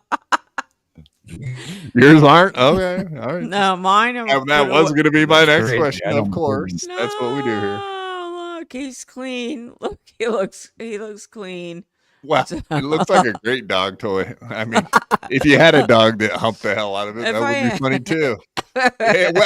We need to get one of those that a dog, if you got a really horny dog out there, folks, buy one of the Kevin Brennan dolls and give it to your dog so we could just like have videos everywhere of some dog raping. A horny dog, is that another way to refer to Dave Sarah?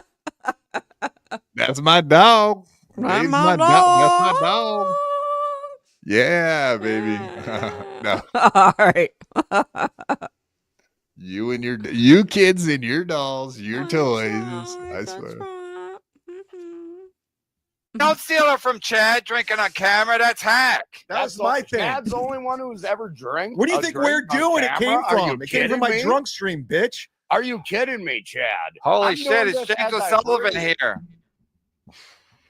Sick of these fucking dudes just lifting from me, man. I'm I sick of ain't it. lifting shit from you, Chad. I'm doing. Yeah, anyway, Chad's never had an original thought in his fucking little tiny brain. Right. Anything that's like done on his show was done by someone else. I have talked to some of the people that help him out. I'm not going to tell anybody who they are and whatnot, but that's their business if they want to get into that kind of stuff. But yeah, I'm not going to be explaining that. I know everybody that makes all of his videos, that do all of his graphics for him. I don't even know if he actually does the prep, but there isn't much prep. He'll just find one video a day, something goofy Chrissy did, or something goofy Anthony good. It might not even be goofy. It's just whatever. He'll be like, "Look, here's Anthony. Oh, what a dumbass, dude. This guy sucks. Like, he's a loser." And then that's like, do you remember when he used to bite people's hands and like be abusive? It's like, yeah, we remember when you were too, Chad. We remember when you were stalker, harasser, abuser, theft. The longest list of crimes in the Dabbleverse belong to Chad Zumock. So he's one to talk. Somebody had a good one on Monday. Was it? Oh, yeah. It was Dan. Dan with the stolen credit cards, throwing that in his face. Be like, "Oh yeah, are you celebrating Memorial Day with the guys that you stole credit cards from?" Oh. Those guys were veterans, right? Written Asylum member for 3 months. Thank you, sir. Welcome. Glad to have you around. Chad versus Karmic is retarded. 2 slows fighting. 100%. Absolutely. I don't know. Go back at the nice thing about the MLC podcast where I was on with Chad and had our argument is it's still up there. He left it. That's one of the episodes he left up. So it'll always be there just sitting there. If you want to go check it out, it is actually hilarious. I've watched it once since it happened. Good stuff. Thank you very much, Written Asylum, for becoming a member. I do see some people are asking what you're drinking tonight, Deb. What's up with that? Did you have a shot or two? No. Deb is wasted. I'll have to do like a Karmic impression. Like, well, so I digress. You know, I had this trauma when they threw crab apples at my head.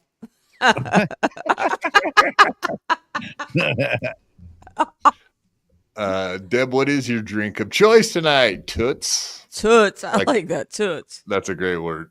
Well, tonight I have La Croix. LaCroix. Yeah. La Croix water. Alcohol free. Exactly. Yes. All right. yes. She's not a drinking. You guys. I'm not a down. drinking. I'm just being silly. Written Asylum using my free monthly chat. No, that's your free monthly super chat.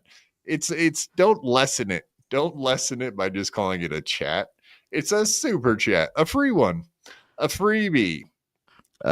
It's I like do understand every 10 fucks you get a free one, right? that they think I'm drunk because I own this. You must be drunk if you got a fucking Seriously. Kevin Brennan sitting around.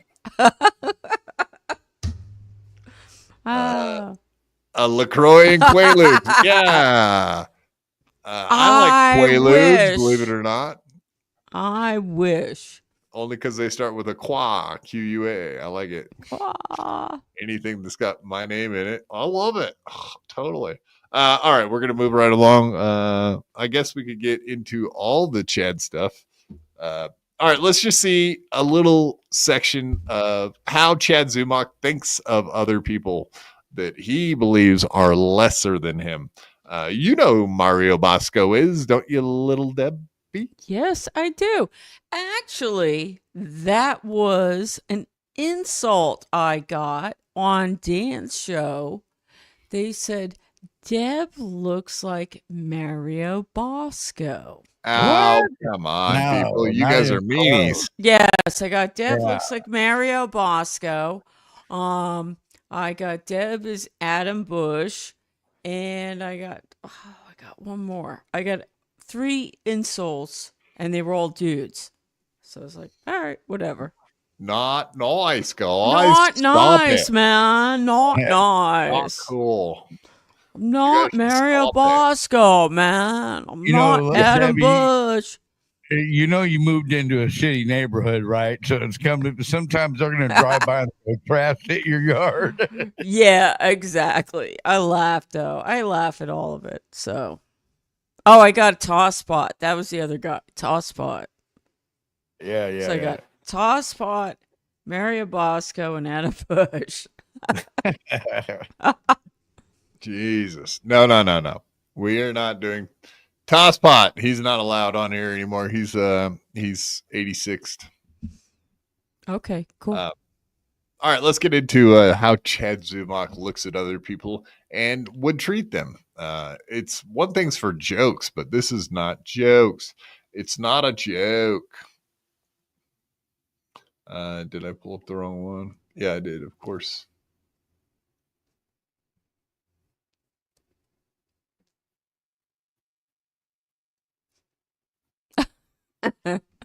No audio.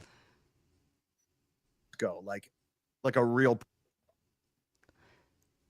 a neighborhood in Brooklyn. Mario I should say, not Bosco. my neighborhood. I started out in a neighborhood where a famous TV show. Imagine like really interviewing Mario Bosco, like a real person. Like nobody was looking for the first sit-down interview with Mario Bosco. Yeah, Chris There's Humere. some talent, you know. I'm wrong. Sam Tripoli's right. Kiki's right. She's an amazing talent. She's hilarious. She's an unbelievable interviewer. There's nothing she can't do. Yeah, so there you go. If you're not like, I just can't imagine saying that. Like, it's not a joke. That's the problem with like Chad is there is no joke there. It's like he just comes off like a total piece of shit when he says that.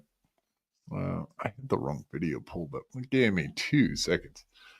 But yeah, I don't know. That it's like totally dehumanizing the dude. It seems like, but that's kind of his MO. All right, let me pull this one up here in a second. Let's get to the Melton one. Chad on Melton. Now it seems that it really. Jesus Christ, did I not show or anything? Any of that? Can you guys not hear me? Yeah. Oh, we hear you. Yeah, Yeah, we're you put listening. a video clip. We saw it. Okay. Yeah, moving on to the next one. I'll have to pull up the other one on here in a minute. Something Wow. happened. How many of those gummy things did you eat today, dude? Yeah, none. Believe it or not. Oh. All right. Yeah, that's not the right one.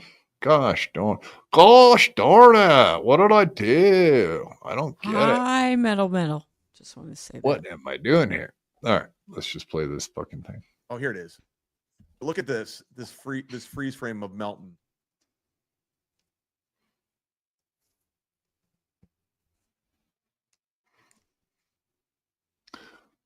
Somebody stick a cock in his mouth already. So this is Melton's big get here. We're going to go over this. I want it. Well, it's playing. Literally, it's playing, and he's just doing this.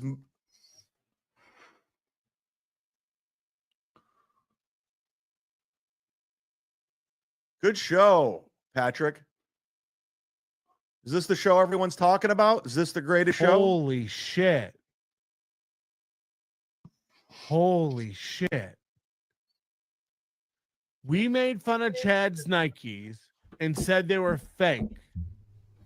And Chad took down this video. It's just gone. It's not here anymore. Subscribe to my YouTube page, guys. Yeah, okay. We brought that up a little bit earlier in the show. That's what Dan was talking about, is this exact moment where Melton realized that he had made fun of his shoes and whatnot, and then that's where the video disappeared. So that's how thin-skinned little Chadley Zumock is. He doesn't want his little shoes made fun of. Let's hear it. Subscribe. We're gonna go members only in 15 minutes. So get a membership. Look at get this. the membership. All Chad does is put up old videos. These are not just true. years gone by. Now there's a lot of videos that are current. Some stand-up. There's me at the Denver Comedy Works from last month. There's a video of me in the parking lot of my gig. Okay. Anyway, why I wanted to show that, and I guess you could go back on the NLO. I guess you could go back on the NLO and see it. Why? By the way, I'm going to respond to all this. Let's just let it play out. I wanted you to watch it is because we all I got that email from Scott. remember it was the box that the top came off, and then somebody said the paper was wrong. The paper in the shoes, it was a black and white checkered paper, and people were like, "That's not the right paper for those shoes." And then I got some intel that they don't even really make those shoes. Google Drive killing me again. All right, 2 minutes, 9 seconds. Oh, here it is. Look at this. It's 50, so I took the video down. Fuck you. I took the video down because it wasn't funny. It wasn't playing well. It didn't have a lot of views. I was making. Yes, exactly. That is exactly the point we were trying to make earlier, that we know you take the videos down that don't have a lot of views because it's embarrassing. It wasn't funny and we didn't get a lot of views. You don't care if it was funny or not. If it was not funny, but it got like 5,000 views, he would have absolutely left the fucking thing up. You know what I mean? It's not a case of like whether it's funny or not, because most of his career is not funny, but if it makes him money, then it's good enough. So we know he doesn't actually have like standards. It's not a thing about his standards. I find that hilarious, but that's the reason he takes shit down. But yeah, same thing with the view counts and the reason he puts stuff behind the membership wall. It's the same thing. He would take something down, and he just admitted it. Just like he admitted the thing yesterday with, he still is willing to go on MLC and the whole fucking thing is a work. Same shit. He's not smart enough to even keep his own lies straight. Today so he had over 500 viewers, and he turned it into a members only stream. That's pretty nuts. But you remember, okay, so I was saying that earlier, right? That he has this like loyal following, but yet can't really crack 2,000 total views on a show. Right. Like, how do 500 people show up to watch a lot of his shows? He'll have 200 to 500, mostly like 200 to 400. I would say he's usually in that range. 500 is a lot for him. But how do you have 200 to 400 people consistently watching your show? And then when you put it, when you just finish the show, it never hardly cracks 2,000 views. Typically, like when Melton, he turns his shows off, they're already like 2,000 to 3,000 instantly. So it is just, it's kind of weird. I don't know. I don't think he's necessarily buying views. No, I numbers, don't. I don't. There's something weird though. It's the same thing with Ray. Ray has like 100 people consistently watch his show, but he rarely cracks 1,000 at this point. But there are 100 people that will be there every single time he goes live. It's just a weird thing that they have that many regulars that don't add up to big numbers. Making fun of unboxing videos because I pulled out a condom out of it and it just wasn't playing well, so I took it down. It had nothing to do with you at all. Nothing. It just wasn't getting good numbers. So I said, delete. Proceed. You guys. Well, look at this. I think it was Paul Shea who sent this to me. And we talked about it before. If you don't have the authenticity guarantee, you're just fucked. You're just fucked. These are the shoes. And we know this is where Chad got them because, and by the way, he paid $274. Nope. This is more than we thought. You could have got paid $175. You could have got an authentic pair. Okay, Great Red Shark is like saying it said replica. All right. Let me respond to this. This is such a nothing. Melton has no content. He has nothing. He's clinging to Steel Toad's leg as hard as he can. So there it is. That was exactly where I was going with all this.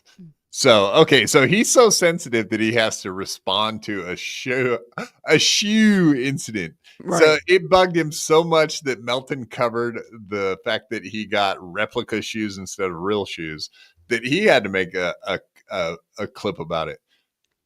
After he just got done saying Melton has nothing. He has nothing to go over. He doesn't have any new content. This is the content he does. Your content is content of Melton doing content about your shoes. Do you not understand that you're on the next level of no content beyond Melton? It's like you couldn't be dumber saying the shit he says. Like, does he not add that all up and figure out that he's the dumb one by responding to such a minuscule thing? And he said that this is such a nothing burger. Like, well, if it's such a nothing burger, then why are you doing a whole other fucking 20 minutes on that nothing burger? Don't even bring it up. So it's insane, the brain of Chadley Zumock, the way he thinks. But we all see him for what he is. And this is pathetic. I mean, this is just absolute pathetic. The fact, like, how does he not see that? How do you not see that when you're fucking saying it? Like, Melton has no content. Like, he doesn't. All he does is watch Steel Toe. If you watch Melton, he covers like a shitload of different people, way more than Kumia's Cucks does. Kumia's Cucks is what, like Chrissy Carl, fucking whatever. It's a handful of people. It's not a very long list. I guarantee Melton covers way more people than fucking Chad does. Melton covers like new like lolcows, and the last time I watched Melton, he had like all these like fat people. Yeah, you know, like, and that was great. That was awesome.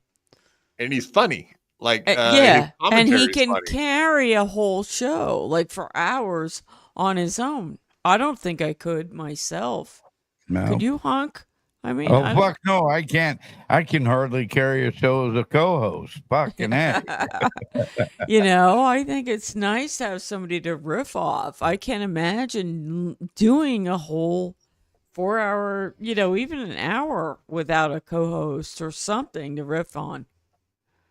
Exactly. No, it is. It's very difficult. I've done like a handful of them, and guess what? I hate it. I hate sitting here staring at it. It's not good. To sit and stare at a camera with no like back and forth is it's kind of nerve. I don't even know what it's boring, and it's like I don't want to. Like halfway through, every time I've done that, halfway through, I was like, fuck, I just want this to end now, but I'll finish it. But it's like, this sucks. I don't want to just sit here and talk to the chat and like just talk. You need a KB doll. Yeah, something to hold on to. Emotional support doll. That's I'm gonna bring it. I know. I'm gonna bring it on the plane. My emotional support. I'm gonna love my it. Emotional support, Kevin. All right, just reading some chats. All right, I got one more video of Chad, and then I think we should hop over to Opie. How much? I didn't even ask you. How much time do you have today, Deb? Who, me?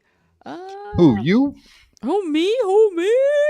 How much time do you want me to have? Okay, so you. Yeah. I was gonna say we'll go straight to the other stuff we have if you don't have time. If not, we can play this one out. It's only 3 minutes or so. Play it out. Perfect. All right, let's get into it. Okay, Matt. All right, this is back to the Mario Bosco stuff, but here's Godfrey finally answering his phone calls. I do like how he schedules these people to answer the phone at a certain time to be on his show with him on the phone. But yeah, they usually don't pick up, and then they're like, I bet they don't pick up, and then they're like, oh fuck, that's right. Chad told me I gotta like take the call today, because typically I bet they don't like to answer the phone when he calls. You know what I mean? And then it probably like pops in their head like, fuck, I told him we were gonna do that. All right.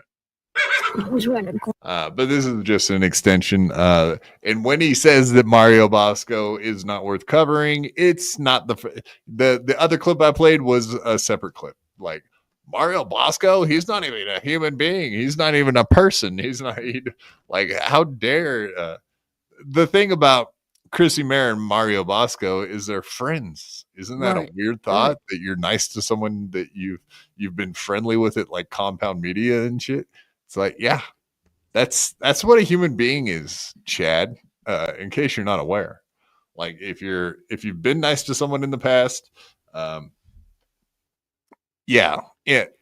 I heard Ray and Robbie Goodwin were talking about that on Ray's show last night. They were like, yeah, people that were friends with you as comedians, and then they like make the next step up to stardom and start like making a name for themselves, will instantly stop talking to you. So like Ray and Robbie have both had that experience a bunch of times where like someone will start being a big deal and then they'll just drop your ass, not even talk to you. You know, like when you see them in the clubs.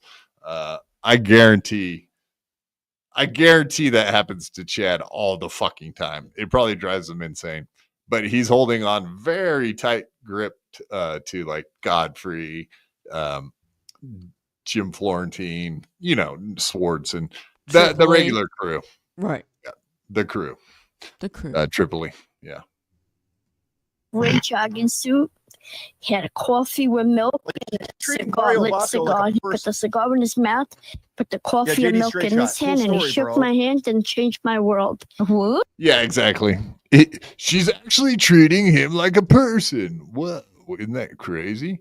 That you would treat someone you know like a person? Ooh, were you nervous? I wasn't, but he asked me if I wanted to see the Cosby set. Like she's interviewing Mario Bosco like he's a person. Whoa. I don't know. I guess I'm in the minority. I don't see the talent of Chrissy Mayer. I've tried to give her a chance, but I just don't see it. Ooh, hold on. Hello, Godfrey. Put the cigar in his. Oh shit. That was a mistake. Yeah. So he would never interview anyone that he perceived as lesser than him, I guess would explain the only reason he has anyone on his show. Missouri, like that. Like, do you think interviewing Tony Mazur or fucking it's Dr. no, Chow? It's Mazur. It's Z. Mazur, like it puts you to sleep. Fucking A, it does. He name drops Dr. Chow, for God's sakes. How much of a loser can you be? Yeah. Yeah, he's always bragging about his my buddy Dr. Chow. Well, so he's your buddy as long as you'll do all the prep work for a show. Absolutely, he'll love you then, like he did with Dr. Chow. Dr. Chow is like done with that Ray DeVito show. So that, you know what I mean? That shows you how. Well, no. See, Chad said that he's done with it. I kind of think Dr. Chow drove that decision. I'm sure that's the case. Yeah. But Chad tried to say that he's the reason it ended. Yeah. What's that, Hunker? Semantics. Your call has been forwarded to voice. Bet you guys want to know who that was. Believe it or not, Chad, we know who it is. It's one of three people. We know. We be knowing. It's Earl Skakel, Godfrey. Yeah, Skakel's the other one. So he's got 5. He's got 5 people that'll pick up the phone for him because they're friends, apparently. He must have done. Oh yeah, you know, like Diddy has all these tapes on people. Yeah. What does Chad have on all these people that they still associate with the guy? He must have some, like all the times he sucked their dicks. He may have recorded one of them. Guaranteed with Swartzen. Oh. Damn, we went there all of a sudden. All right. Jeez Louise. Oy. It's reality. Why not just say the truth? Wait, G-Rob. Changing subjects. G-Rob. Mario Bosco is adorable. Like your little doll you got there. I agree. Like my little. He's like a little puppet man. Like a I would never say he's not a person. Like but a I'll call him little a puppet Kevin man. Brennan doll from the. I've never bought podcast shit except High on Painkillers from the Shuli Network. I got the Kevin Brennan doll. And isn't it? And they sent me two. So there's one on the shelf back there too. They sent me double. Yeah, what do you think happened? Did it have a baby on the way to you? Like I don't know. I don't know. You got a baby on the way? It kind of came and it came over my way and it says, "Wow, you got to give me double the money." Yeah. Show me the numbers. Show me the numbers. It should be one of those pull string dolls. You know what I mean? You pull the string. I wish it talked. It does. Like, oh no! What if it did? Dan, you don't get any numbers. I looked at Playboard. Yeah. I love it. All right, play a little chat. I'll be right back, okay? Yeah, no worries. Like, you don't have to take me off. I'll be right back. I'm not telling. Actually, I'm. Yo, hold on. Yo, bro. Can you hear me? Chad. Godfrey, you're on the air. You're on my podcast. Oh, here we go. What happened? You're on my podcast. It's Chad. It's Chad Zumock. He said, what? What do you want? Like, he's like, oh, you heard him. Let's hear it again. Zumock. What's up? Godfrey, you're on the air. You're on my podcast. Oh, here we go. What? Oh, here we go. What? That's Chad Zumock's bestest friend in the world. Do you think Godfrey looks at Chad as like the kind of stupid younger white brother or something? You know what I'm saying? It's like the uncool younger brother. I mean, if he did look at him in that way, then he would have, when he came to town, he probably would have had him open for him. That's not what happened. He absolutely ignored him and didn't even tell him he was in Tampa Bay, which is fucking hilarious. What? You're in Tampa? Like, how come you didn't have me open for you? Like, cause you call me, I never call you, kind of thing. You call us. That's just how the arrangement works. If you want to talk to me, Chad Zumock, then you better call me. But don't do it from a podcast. You suck. What happened? You're on my podcast. It's Chad Zumock. What's up? I was just watching a clip. You got a question? Yeah. I wanted to ask you, do you know who Mario Bosco is? No, who's that? He's this like little guy. He's a comedian out of New York. But he was saying that he used to hang around the Cosby Show, and you used to do audience warm up, right? Yes, for the second episode, second sitcom, his CBS one with Madeline Kahn. Oh, okay. And Felicia Rashad, yeah, and Queens, right next to Sesame Street at Kaufman Astoria Studios. Oh, okay. I just wanted to point out the fact that he has called Godfrey before to ask him this exact same story. So when Chad Zumock's out of ideas, he doesn't have anything else on Kumi as cucks. Then I guess he just starts going down his phone list and calling people to reiterate stories they've already told in the past. Right. That would be like me calling Granny to be like, hey, you remember that time you told me about that gator you wrestled in the swamp? Can you tell it again? We're live on the podcast. Like, what the fuck are you doing, dude? That's like non-tent. That's slop tent. I'm here for it, though. Keep doing it. Keep doing it, Chad. I'm sure you totally won't run off your fans with your amazing fucking content. Indeed. All right, I'm just going to pop that off. I can see when she goes back. Little Deb. Yeah, she got so wasted from all those non-drinks, non-alcoholic drinks and pills. Not real. They're not real. Those Quaaludes don't even work. Like, they suck. Quaaludes, I can't believe someone brought up Quaaludes anyway. Like, just because she's an old lady doesn't mean you can get your hands on Quaaludes nowadays. I think them fuckers ran out. Many. They made bazillions of them, but they ran out of them because all you fuckers of your age took them all. They've been gone for 35 fucking years. That's what I'm talking about. Lemon 714. That's right. That's right. Fuck yes. I was just lamenting the fact that we never got a chance to do any Quaaludes. I missed out on Quaaludes. I'm mad. Yeah, I heard there was lots of fun.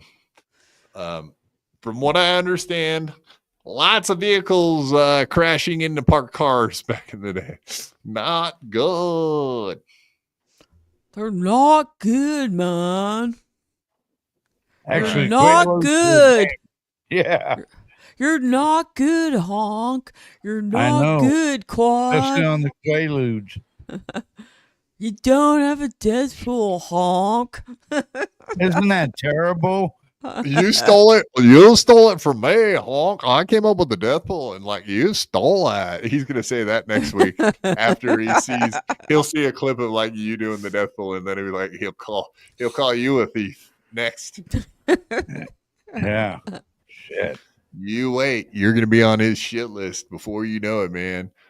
Saint Ranger, 1959. I always love seeing Saint Ranger. Oh, he's the best. Oh, yeah.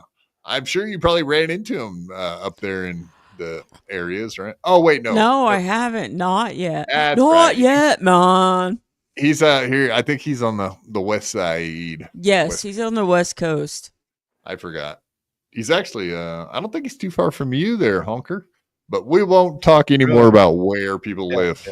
That's good enough. Don't dox him, man. Yeah, Don't dox him, okay? I'm trying not to. Absolutely.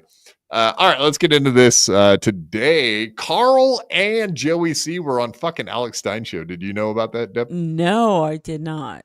You're in for a fucking treat because I actually previewed some of it just to see what was happening, and they talked about all kinds of stuff that you're going to be into. So you're going to love it. Well, we're going to start off with some Joey C, but it's going to end with some Opie talk. I think you're going to enjoy that. Kevin Brennan and Opie talk. I can do it backwards as well. Let's do it backwards. I have it all queued. Of course, I have it all queued up for not that. Just in case you run out of time, because they do go into it quite extensively. All right, let's hit it. All right. Are you ready for Bisque? Do you like my background? I do. Quad, you stole my background, man. Next thing you know, he'll have them stickers, dude. Oh, dude, you got to get some now. You got to go the other way. Go the other way. No, I was showing my comedians, my Kramer and Dice and I love it. Like, fuck his Mount Rushmore of comedy is shit. It's like Cheech and Chong and something stupid. I'm trying to figure out that Sinbad's that one of them. His Mount Rushmore of comedy is junk, trash. They're not good at all. They're like from Cleveland, man. If you don't know them, then like you're just dumb. You've got like your head in the sand. You don't even like know Quad. You don't know them. I don't know what's wrong with you, man. Cleveland Steamers. Cleveland Steamers. Yeah. That's their local town they all root for. The Cleveland Slows, the Cleveland Middlers, as it were, if you will. Indeed. All right, let's get right into it. This is, of course, Carl is going to be asked about the Dabbleverse. I think I might have to back it up just a touch. You have strong opinions of Kevin Brennan. right when you go to his homepage of his YouTube. So, but I'm saying, I bet a lot of people don't even realize it until they've watched 10 of your clips. You know what I mean? Like, it takes a minute, just the normal viewer. So everybody, if you do watch Carl's stuff, make sure to go support him on his Patreon. And you're grinding. Okay, now let's go through a couple people in the Dabbleverse. Now, this guy is, I would say, the #1 villain. Does anyone care about the Dabbleverse? Is this gonna be weird for your audience? My girlfriend hates the Dabbleverse, rightfully so, because there's a lot of horrors in the Dabbleverse. I don't want to get into it. Well, we can't get into it. But real quick. I didn't even put two and two together till just now. That was a media reference. God damn. I don't think he was talking about Chrissy Mayer. Possibly though, or Keanu. I don't think he would say that. But definitely Kate Meany, and I think that's what the shots fired right there was all about. The anal queen. She is the anal queen. She will do anything for coke. Just a little bit of with the villain of the Dabbleverse, a guy that I think is very funny, but he's come after me for unnecessary reasons. The villain. Why won't you say you hate the Shoelies? Alex, you're a fag. You're a pussy. Alex, you're a Shuley. Your name is Stein. I don't know how else to describe him. Of it all, the man, the host of Burning Bridges, Misery Loves Company, Kevin Brennan. What is your opinion? And you have strong opinions of Kevin Brennan. So Kevin Brennan is one of the few guys. He quit stand-up comedy. He was a very good stand-up comic. Very good. He was opening for Louis C.K. in his final He's been on every late night show. I mean, Dr. Katz. I mean, you go through the list. He's got quite the resume. He was on Saturday Night Live for a year. Got fired, but still incredible. Yeah. But a very funny comic. He literally can't do comedy anymore because someone will beat him up. If he goes to the Comedy Cellar, if he goes to any of these clubs where he used to work out of, there are people who want to beat him up. He needs a bodyguard with him. That's how much of a piece of shit he is. Yeah, because he needs a bodyguard with him. Stevie Lou's no bodyguard. Stevie Lou will get his ass whooped too. He'll get nunchucked and beat to death. Alex Stein has a bodyguard, Carl. Yeah, good point. He's got a few of them everywhere. Well, he kind of has to at this point. He's right. Everybody on the left wants Antifa. They want him dead. Oh no. So I mean, is he going to get beat up if he shows up at the cellar? Is that true? Deb, you are on the East Coast. Why don't you tell us? We have no fucking idea. Is he going to get beat up by Blobby Belly or Keith Robinson, Jimmy Martinez? Oh, KB or Alex Stein? KB. Yeah. Which one? Right? Alex Stein, no. KB, perhaps. Yeah. No, KB is not. KB is not well liked. I was talking to Dan, and I'm when I'm not like on these shows or dabbling or whatever, I have interviewed a lot of different comedians, and I stupidly had brought up Kevin Brennan's name with different people, and one of the people I brought it up with was Sam Morrell. And I forget in what context. I would have to play the tapes back. But I said, like, something, Kevin Brennan. And Sam Morrell just went silent. And it was kind of like the old, if I don't have anything good to say about somebody, I'm just going to shut up. You know, he's not well liked amongst his peers. Persona non grata. Well, I can imagine. Persona non grata. That is right. He's only talked shit about every single last one of them. So and he's talked shit about Sam Morrell, and he's talked shit about a lot of Tina Fey and all these people. He worked with Louis, which is a great gig. Sends a midnight text saying, "Fuck you, fuck you, you suck." Oh, I have cancer. Lose my right number. Back to me. Yeah. You know, I've ass cancer. Love it. But like I said, I was a big MLC fan. And I would bring like that I had enjoyed these different shows up to people. And I finally learned that a lot of people didn't like KB because they all went silent. They just like it. The conversation got derailed, and it was just like stop. And I would like think on my feet, move on, and we talk about other things. But yeah, not liked. You're not liked, man. You're totally not liked, KB. Yeah, no surprise there, right? All right, get back to this. He talks shit unprovoked. I've never done anything to him, and he's taking shots at me. Because and Kevin is funny. Like you and I keep saying, obviously a good comic, but the problem with Kevin is him being that funny is not gonna. Eventually, him being funny is gonna run out. I mean, he's spiraling. Yeah, all the bridges are going. Like literally, all the bridges are going to be burned. And this is a guy that was. Forget about his. He used to have great guests on his show. I did a show. You've done his show. Well, but Chad is great guest. The best guest ever. Primetime Alex Stein. But he goes after you a lot. But and Chad has got him some decent guests. I'm just saying the guy's been connected to everybody, but because he just burns every bridge. That's what I mean. The guests now are ridiculous. Well, it's Keanu, your favorite. Keanu was on, recently. But no, it's crazy how he just finds like these losers who were super chatting him. Are you calling Ashley Cummings a loser? Whitney Cummings' sister? She's not a loser. I don't know Ashley Cummings. You don't know who Ashley Cummings, Roma? I feel like I could have taken a shot. And I just didn't. No, I don't. She's so one of the people in the Kevin Brennan universe is Whitney Cummings' sister. Is Ashley Cummings. Yeah, I'm not following this thread. Wow, I thought you. Okay, so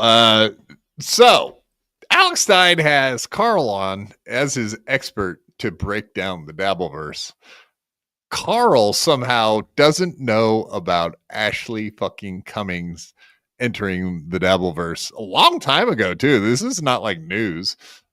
She's been coming around for what, like a year and a half, 2 years now? She came on to like bash her sister originally.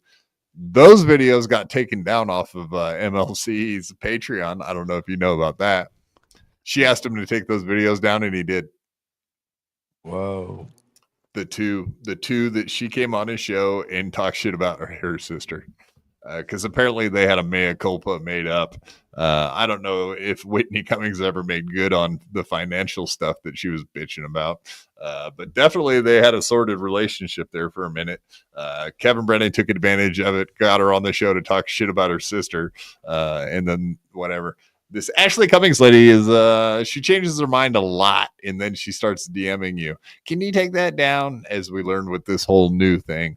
But yeah, so Carl, he doesn't he doesn't look on Twitter, for example, because it's all over Twitter. He could easily find it. Or does he rely on producers to the point where he doesn't really know everything that's going on in the Dabbleverse? Do you know anything about this guy, Carl Deb? Do you have any insight into why he wouldn't know something so apparent? I really don't, or he just doesn't want to go there. But I think really with Carl, it's more Stuttering John and different things like that. O&A. We both come from the O&A world, so I get it. And I think he knows about he knows a lot of the I don't know that he knows. He knows about fucking BYB. Like, if you know about BYB, you gotta fucking know about no, I'm not god damn it. Play the clip. We played all the Ashley Cummings stuff. It was earlier in the show. Were you guys not here? We played that stuff. He doesn't know about it. That's my point. We already went over it, G-Rob. I'm not playing it again. Jerk. Hey now. With Carl, I don't think he's like tuned into the Ashley Cummings stuff. He's into, the things he likes. He's into Stuttering John. Now they're getting into Kevin Brennan and these different things. So, I give him a pass on this. Do you, Quad, or no? No, I don't give him a pass on it. And why? Because it's actually kind of a big story in the arc, and he was just talking about all the trash co-hosts that MLC has, whereas Mr. Kill Everything, who is with that little dynamic with Ashley Cummings coming on the show, Maybe she didn't make as much of a splash as Keanu did recently. So no, my point is like, if he's really up on the Dabbleverse stuff, he should know that. That's my opinion. I'll stay with that.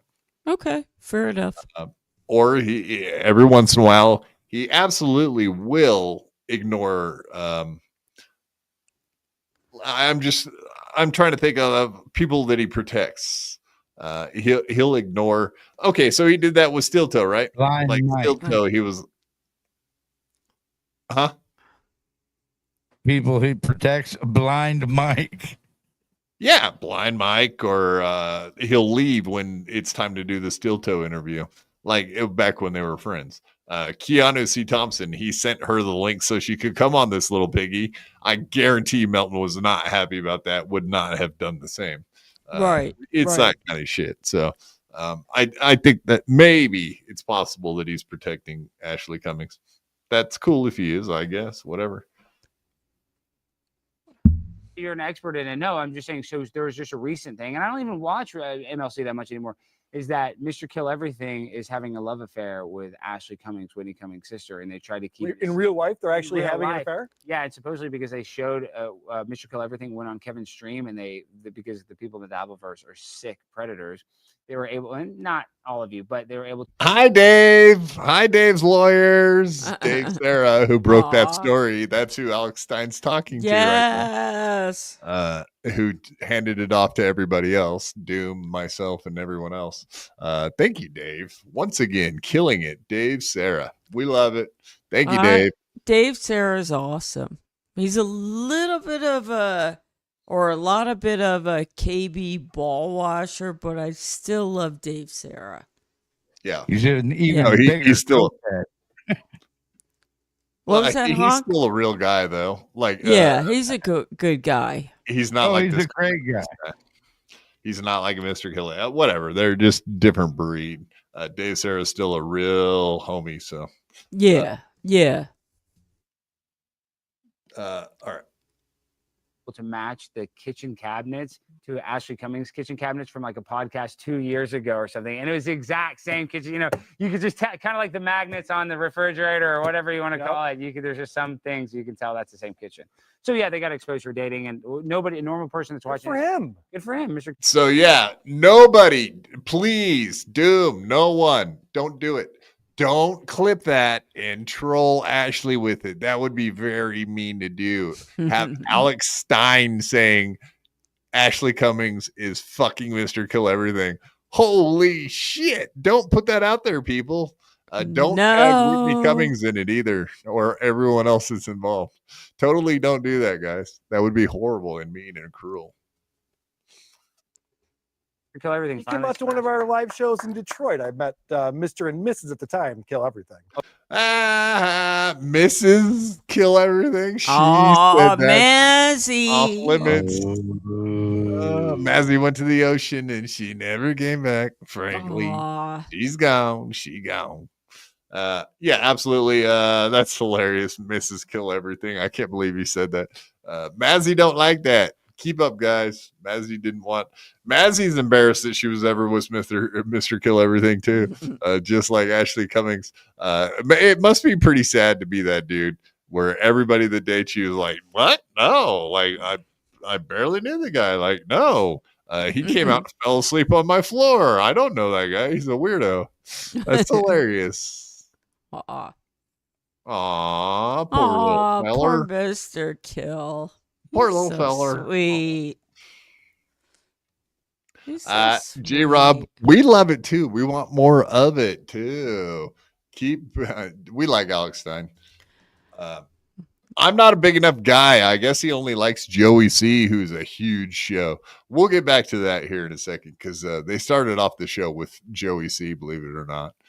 So if we run out of time, that's fine. Me and Honk can get back to Joey C because we do Joey C content here, folks. All right, because you know what? I'm going to dip when you get into the Joey C, and you and Honky can take it over because I got some getting up early tomorrow and stuff. So if you don't mind, I'll probably dip at Joey C. Yeah. All right, let's get into Opie right now then. Okay. Opie. To the future. That's OP face. Okay, let's hear a little bit about what they were saying. He did set it up just a touch. He's had the it's most success. It's incredible. No. Anthony Cumia is in a world on the mic. But my point is, you felt some sort of way when I called him the king. No, I did not. Well, I just saw an opportunity. Well, you're the most organized and you're the biggest expert on the Dabbleverse. I would just say Anthony is probably, he was like the guy that's still participating. He's had the most success. It's incredible. No. Anthony Cumia is in a world way beyond me by far. I'm totally joking about all of that. But no, it's incredible that he still stays so connected. Like, he was just texting me the other day watching one of our segments. Humble brag. Yeah, totally. Humble brag. Like, Anthony really was just texting me, man. That's my Chad voice. Carl has totally wimpy arms. I don't know if anyone noticed that. He doesn't have guns like Quad. Quad's got good guns. He ain't got legs, but he's got good ass guns. I ain't got no legs. You ain't got no legs, Quad. Opie was saying here is actually a thing that I used to say, and he's ripping me off. Like, he messes me all the time about this stuff. He's so tuned into it. It's great. He's a little too tuned in. And you know who else is tuned in? This guy you just brought up, Opie. We got full screen number 3. So when you come to Anthony and you look at Opie and you look at their true trajectories, and a guy you obviously give a lot of grief to is Opie. Yeah. Why is Opie, you know, we're just talking about the Gephardt show. Why is Opie not having success in his post O&A career? Turns out he was never talented. Is that what? No. He was never talented, and he's been exposed. He surrounded himself with talent, and now he's been exposed. That's me. Okay, well, this is some fucking red meat for Deb. You've been waiting your entire life to hear that, right? Right. He is a nothing and never was good at anything. And here we are. Yeah. Do you pretty much agree with that statement? You feel the same? I mean, the numbers, I guess, speak for themselves, right? Right. You know, Opie wasn't not talented. He had a role that he filled. He does like what Shuley does, steers the ship. And that's what he did on O&A, steered the ship. Sometimes into an iceberg when he took calls and did other things to derail it. But that was kind of what he was all about, was like, we're going to keep this. I'm not the funny guy. I'm the business guy. I'm the guy that's going to keep the show on track. Do you agree? Do you disagree? No, I mean, he was, you know, just hosting the show, being like, being the host. Whatever. But a lot of people said he just totally derailed all the funny anyways. So he did a lot. Yeah, a lot. He was a net negative from day one. He's a net negative, yes. Can you imagine if Anthony would have just had his own fucking show called The Anthony Show back in the 90s? Oh, it would have been amazing. If only we could have it back. You Let's know. do it again. Oh, I know. I'm sorry. I apologize. I give Opie like a little modicum of credit there, you know, but yeah, I have a hard time doing that because I see what he is now, and I know, there is but a level of not trying that comes with him, and he admittedly says so. And I guess when you watch those, Quad, it's all crap. Stop it, you. All right, go ahead. Sorry. No, you're right. It's if you watch like the last year when or whatever, you watch some of the Opie when Anthony was gone. Whatever, there's still some good shows. There's still some good, interesting stuff, but it's not funny. It's not amazing. No, I know. It's a show. It's still a show. Whatever he's doing now is not a show. It's him hanging out at Gephart's and drinking beer and not trying. Right. And that's not fun. Like, he doesn't make it interesting. He doesn't make it funny. You know, I don't get it. My whole interaction with Opie is sometimes I'm up all night and I get the ding that Opie is on and I go, "Hey, Opester." He goes through his roll call and he gets to me. He says, "Hi, Deb." I'm like, "Okay, cool." And then I go to bed. It's like this weird game I play. It's like, okay, Opie said hi to me, so now I can go to sleep. I was just gonna say, who's keeping you up all night, Deb? Oh, all right. Play this tape here now. Someone said that up there that covering Opie is boring as fuck, and I actually would agree with that. So there has been a few times when he's put out clips that were worth watching, but like we haven't really covered Opie in weeks because it's fucking lame. It really is. Steezy Trev keeps putting that up there, but there's no doubt about it. He is totally boring. It's not very fun to cover. So exactly. I've never covered Opie until today. I think maybe we've talked about it. I think we've talked about it. Yeah, we have, but we haven't really. And we're not even technically covering it. Right. Let's see what these guys think about it, and then saying, are you correct or not? For the most part, there is no clips of Open this part. I was just curious if you agreed with Carl from WATP, because his opinion matters more than anybody's except for Anthony's. I guess we just covered that. Mean as hell. I thought you were going to say going to say something like, "Oh, he's not trying," or this and that. So you can watch WATP and all of our backlogs. We've proven it. Yeah, you do have some funny stuff. But I go back and I give him the benefit of the doubt, and then I really like those clips of Opie and Anthony. And yeah, most of it was probably Anthony, and most of it was a lot of Jim Norton. But he was in there mixing it up. Doesn't he deserve some credit? Even if you guys don't want to give him the credit as being one of the third mics, he was at least producing the show. You know what Opie was good at? And the Opie and Anthony show obviously changed over time. It's 20 years. Any show would. But what Opie was really good at was the shock jock part and making people uncomfortable and saying the rude things to guests or bringing people on. Like there was a guy who had like a toothpick sculpture or something. And he just destroyed it in front of him. He stepped on the homeless guy's cake. The homeless guy's cake. Like that's what he was the heel. He was the heel kind of guy. He was like the dick. Yeah. Would do the shocking thing.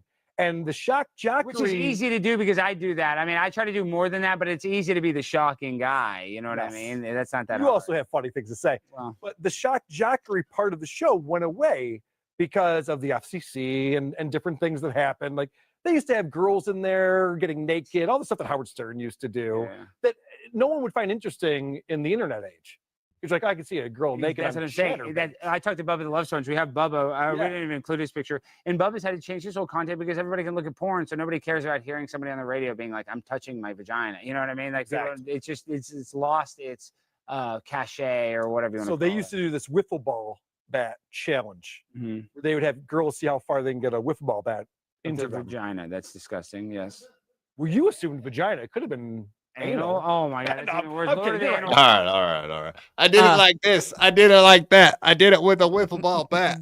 That's right. Oh. Yeah. Exactly. Honky knows the song. Yeah, buddy. Nick in Fort Wayne. The Pip on a Blimp thing, but I do hate rotating backgrounds. It makes me feel ill. It gives me nausea. No, I'm joking. It is very distracting, though. It's not easy to watch. So, no, not a fan of it. So whatever. The FCC ruined radio, but so did porn. And now, if you watch porn, I'm sure, Deb, you probably watch a shitload of porn, I'm assuming. I only watch quad porn.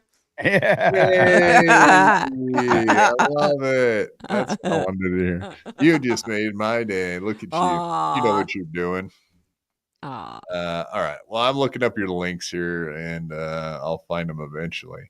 But yeah, thank you very much for coming on tonight. Did you have any more opinions on that little last bit with nah. I think you want to leave it at that and not have a real take on Opie? Nah. He's not worth it. He's all crap. So no. I don't really have big opinions on Opie, to be honest. My biggest opinion is on Kevin Brennan, and we can keep revisiting that every time you have me on.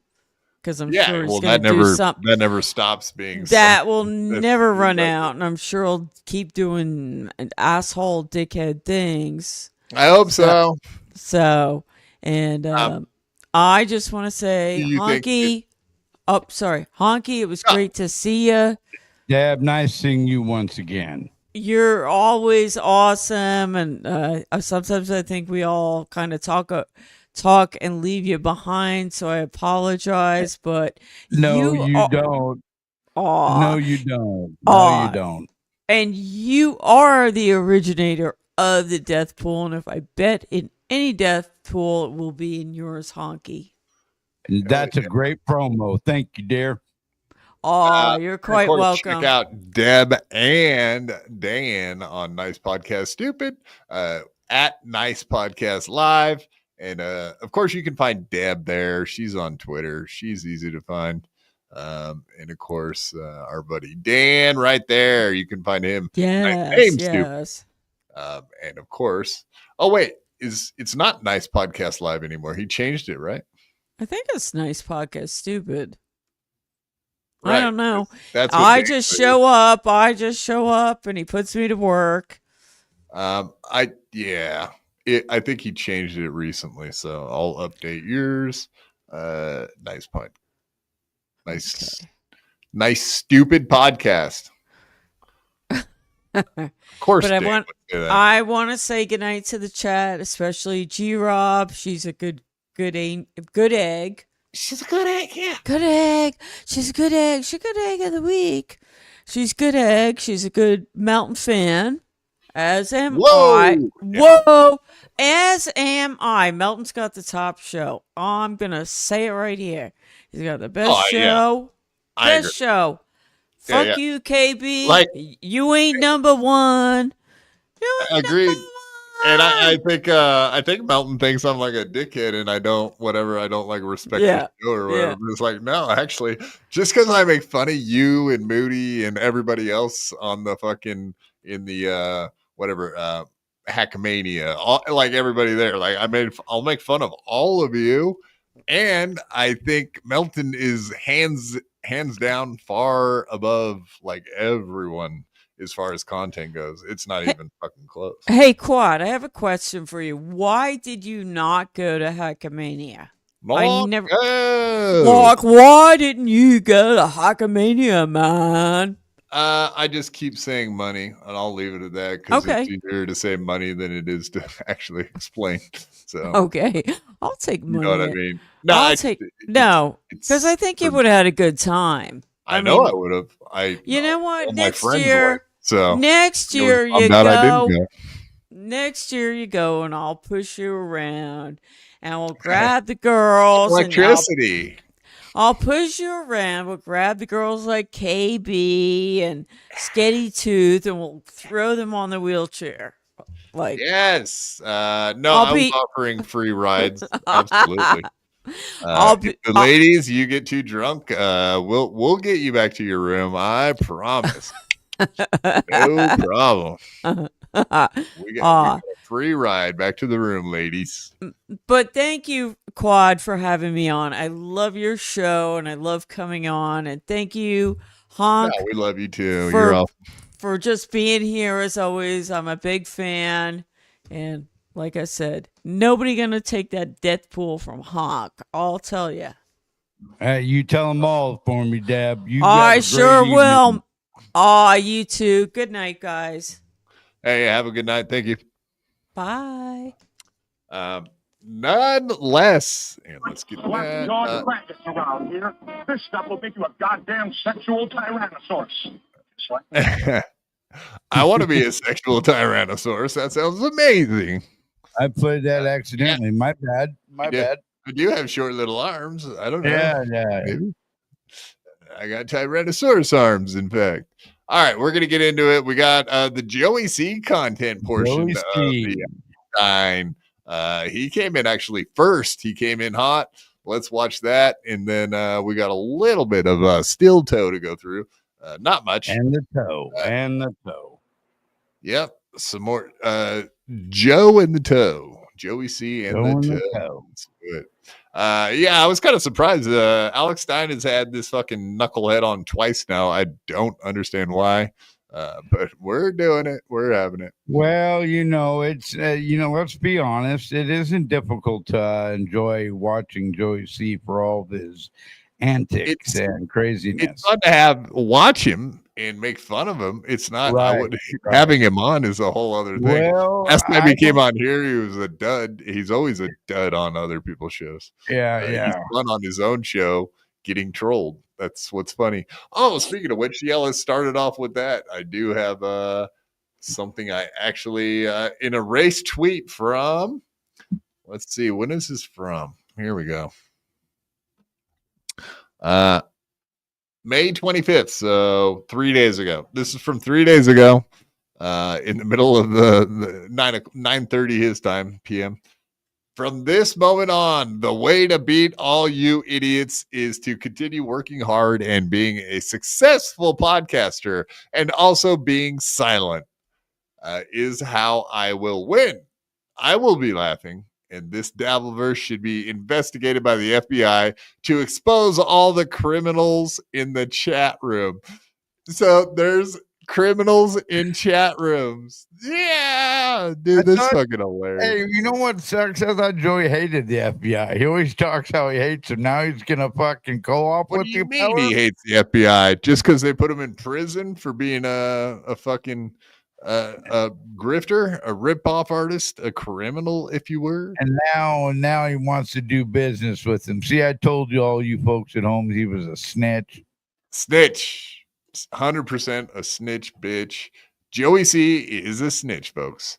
Well-known case. Now he's working with the feds to try to take down chatters in chat rooms. Yeah, that's fucking hilarious, dude. This guy, wow, he's such a snitch. He wants to work with him for chatters. Chatters, all you chatters. If you said mean stuff about Joey C, watch out, you're going to prison. Don't you know how that's how it works? Exactly. From this moment on, the way to beat all you idiots is to continue working hard and be a successful podcaster. And also being silent. How do those two things go in the same sentence? Can you explain? They're not going to be. Look, Joey couldn't be silent, even if he wasn't podcasting. So it don't matter. It's a big pipe dream. Exactly. Big fucking pipe dream. He ain't gonna. He ain't gonna be silent. He ain't gonna be laughing. I want to see this silent podcast though. It's like one of the silent movies back in the last century. It's gonna be it's all gonna be like hand motion. He's gonna do miming. Is that what we're gonna see? Well, more importantly, I mean, it's gonna be great that him with the FBI is gonna fucking get rid of all the criminals in the chat rooms. That's impressive. I want to see this podcast that will be working with the FBI. That's going to be amazing. So he will be laughing. I will be silent. This is how I will win. I will be laughing, and this Dabbleverse should be investigated. All right. Keeping that in mind, let's go straight into his city council appearance for Alex Stein. Let's get into it. We got it is actually pretty funny. I'll say this right before we even fucking watch it. Joey C did fairly well at the city council. The shit he said was retarded, but he actually said it, so I'll give him credit for that.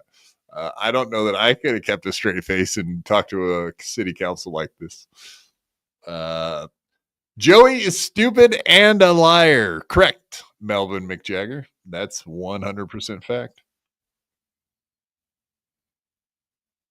Show planned for you this evening. We have internet legend Joey C, ex-con, but we like that. That's why we like him. And first time in studio, I believe his second time on the show. He's some podcasts' worst fear.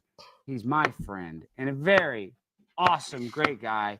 You know him and love him, Carl from Who Are These Podcasts. Carl, how are you doing? I'm fantastic. Thank you so much for having me, Alex. You're being too nice. It's a dream come true. No, it's not. You're gassing. It is. You're gassing me up. You're making me blush before you're like saying congratulations, this and that. It's amazing what you've done. Well, I've been following you for a long time. And I've been following you, but I'm saying it's not that easy to put on the tuck-friendly bathing suit. Everybody thinks you can just put on a tuck-friendly bathing suit and go to City Hall and go viral. It's actually tough. You have to wax. You have to trim. There's Yeah, the one issue I ever had with him is about wearing that fucking swimsuit and then go putting his dong in little girls' faces. That was kind of awkward, but other than that, huge fan of Alex Stein, I'll say. Never watch him.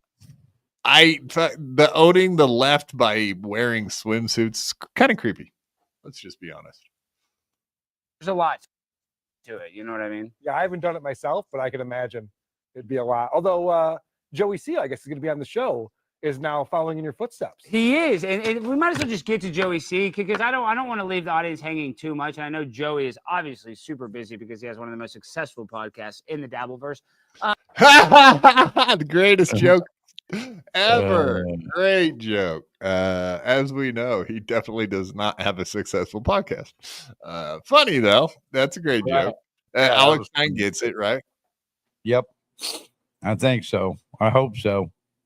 He does. Look at the numbers. Show me the numbers, Alex.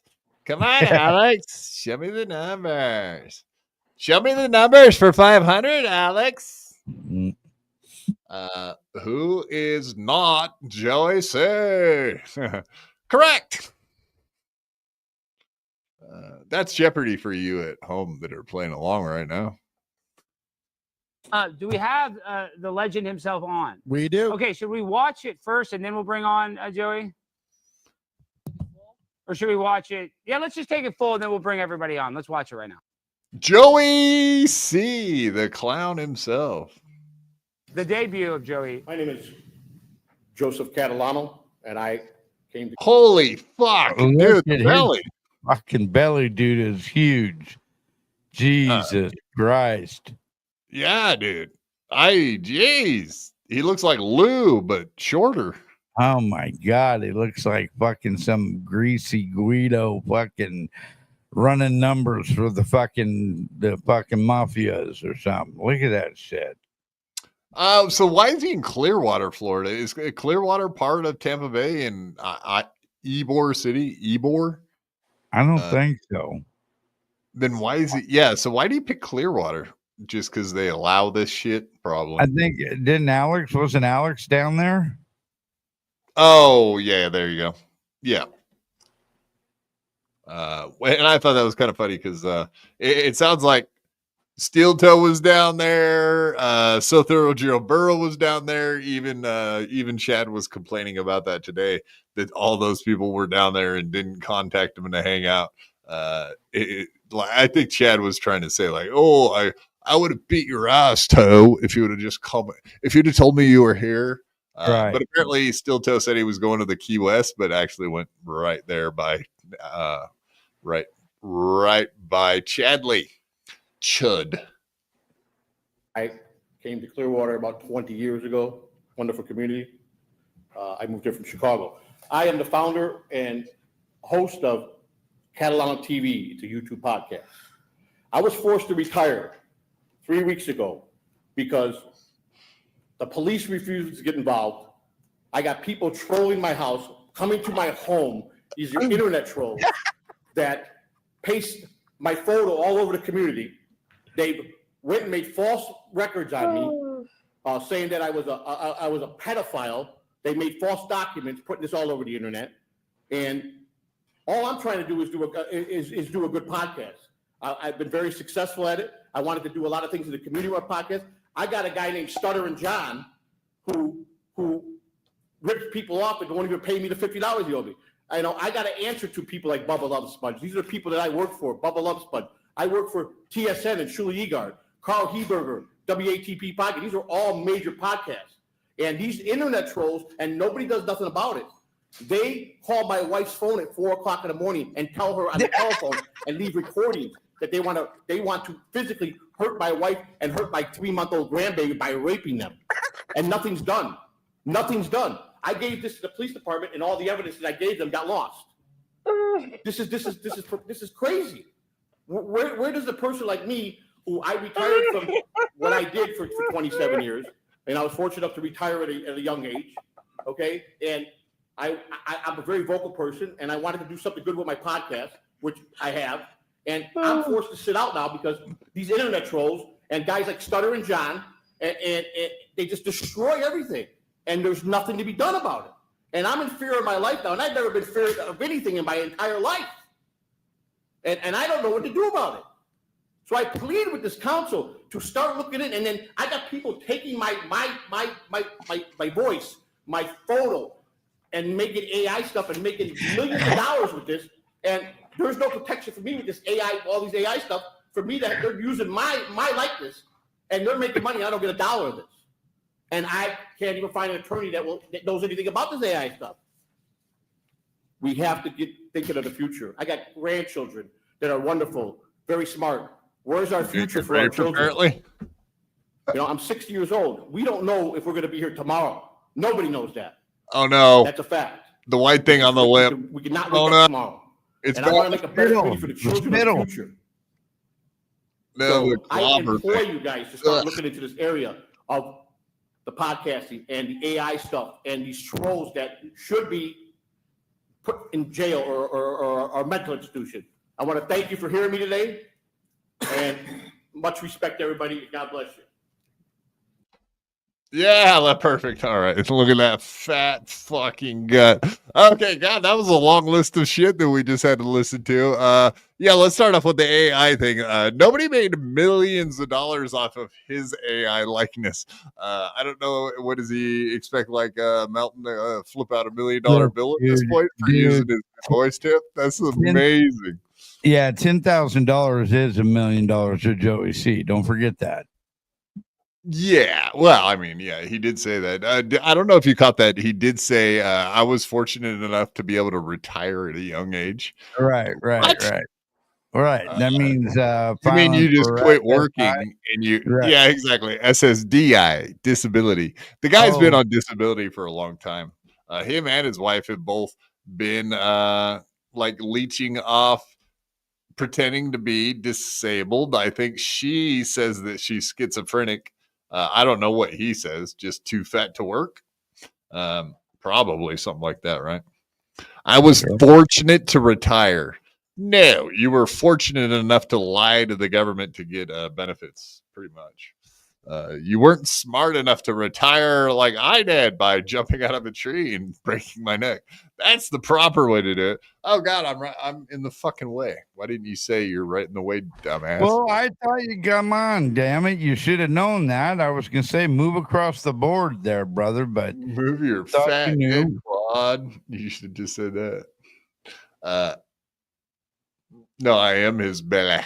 Get in my belly. I am Joey. Is that okay? So, did you hear about putting pictures up? Is he talking about that one poster, the one time that someone put a poster on the strip mall? Yeah. Is that putting his? I wonder if there's more than that though. I wonder if someone did actually put a bunch of pictures. He said pedo, like he said someone put his pictures up with pedo everywhere. The trolls. See, I don't recall that. Yeah, this is a new story. Maybe it is something that happened. If he didn't bring it up, or it's probably... maybe Joey was doing what Joey does best and fabricating a little bit. Yeah, just fabricating to the city council, just a wee bit. Exactly. No, it's easy. Joey C is a welfare queen, and his wife is a different kind of queen. Cum queen. I think that's what they call them. If not, that's what we're going to start calling her. All right. So what else was in there? He's got a successful podcast. He said it himself multiple times that he got to work. Stuttering John still owes him $50. Wife's a whore. Got black guys running trains on my wife. My wife's a whore. I love that. Thank you, Joey, for being audio drop a minute, buddy. It's good stuff. Excuse me while I whip this out. Yes. Okay. So he said, Stuttering Joe. He named all the people he got to work with. He says, I work for the Shuley Network. I work for Carl from WATP. Yeah, I got to work with people like Stuttering John, who owes me $50. You look on the council members' faces when he said, it's like, what the fuck is this? What in the fuck? Yeah. You got the far right. It's hilarious. He's really taking it in. They're like, there he is. you fucking serious? Yeah. No, this guy is not serious, folks. We know. Come on, let's be honest. All right, there was a lot to unpack in there. People calling his wife at 4 a.m. in the morning say they're going to rape his daughter. That's very unfortunate. His Joey. grandchildren. Yeah, it's grandbabies. He did say that at the end there. He's like, yeah, they were talking about my grandbabies. My grandbabies. You know my grandbabies, right? People be calling in the middle of the night to talk about my grandbabies. Very interesting shit, man. PDF. Yeah, exactly, Mothman. That's where you got the PDF Gooner thing from. Yeah, probably not much longer there, Jody B, to be honest with you. We're probably going to wrap her up here in about 10, 15, 20, not much longer. Next week, we'll have to have you on, Jody. You know, it's all love here at the BYB. We love our reoccurring guests. We know you like being on. We like having you on. Good shit, buddy. We'll see how it is getting guests now that it's summertime. God damn, people want to get out there and do stuff, I would assume, at some point. No way, not these Dabbleverse people. Are you kidding me? We're a bunch of overweight fucking old fuckers. Yeah, I'm not overweight. No, you're not. But you're restricted. You're restricted. It may not be might weight. as well be fat. Might as well get fat and start enjoying some fucking food again. All right. Yeah, I don't know what else we could say about that one. I think we covered most of what he brought up. That whole thing with the poster was hilarious. I almost I want to ask Triple G about that, because I think he's the one that put somebody up to that, correct? I don't know. Oh, we never actually got a definitive answer on who did it? No, I got my ideas of who it was. I'll talk to you backstage about it. No secrets on our... No, it's fine. No. All right, we're gonna go ahead and play the rest. He wasn't actually on there for very long, so let's hear it. Well, look at there you go. There you go. God damn, that looks like a mobster, like walking off like the 1980s, like he's wearing a shirt from the 1980s. Yeah. He actually looks like one of them old fat fucks from New York getting arrested. He just got through doing a mic drop, is what it looks like, huh? Kind of. God damn. Somebody take a screenshot of that fat fuck. That's like seeing Bigfoot, except for fat foot. I guess that diet, he ain't been doing the diet no more. Obviously. Eat them candy bars and drink them Coca-Colas there, boy. Enjoy. All right, let's do this. That is his best work right there. And there he is, the legend, Joey C. Joey C. What is up? Joey, how are you doing? Buddy, I told you before, I always got you on my mind, buddy. You know that. I like that shirt. I like the merch, Joey. You did a hell of a job. Did anybody ever contact you from Clearwater about helping out the podcast? You never actually. Wait a minute. What's that big spot right there? Wait a minute. Folks, you see the spot next to the pimp, don't you? Somebody been eating food with their brand new shirt. Mustard. Yeah, he's a big turd, a mustard. Did anybody ever contact you from Clearwater about helping out the podcast? You never actually explicitly said if they did reach out or not. No, they never. No one has reached out. No, not yet. Wow, I'm surprised. So, Carl, what was your initial reaction from seeing Joey C say your name at a Clearwater City Council where Scientology is very powerful? And then I had just spoken negatively about Scientology, so they're going to connect me and Joey, and then theoretically connect you to Joey. So you could be under attack. Litigious too. Xenu L. Ron Hubbard. So. Yeah, that is very scary. Well, that's why it's Clearwater Chad. That's right. Remember, he's down there fighting them Scientology. That's right. He's and Joey's son. He is Dom, the real Dom. He too is a Scientologist.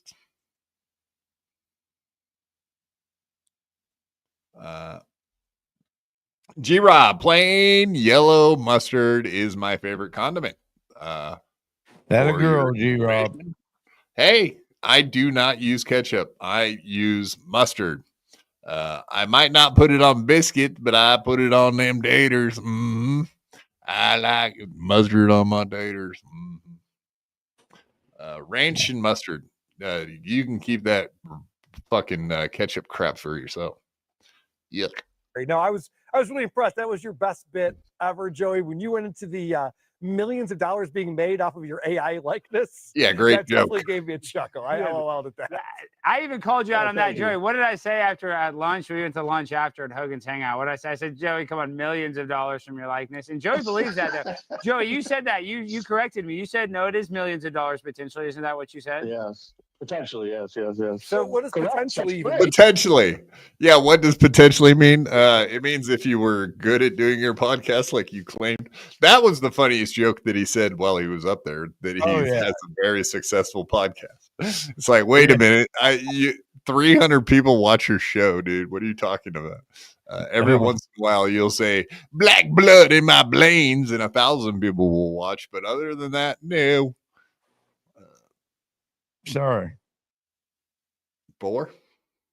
And Joey.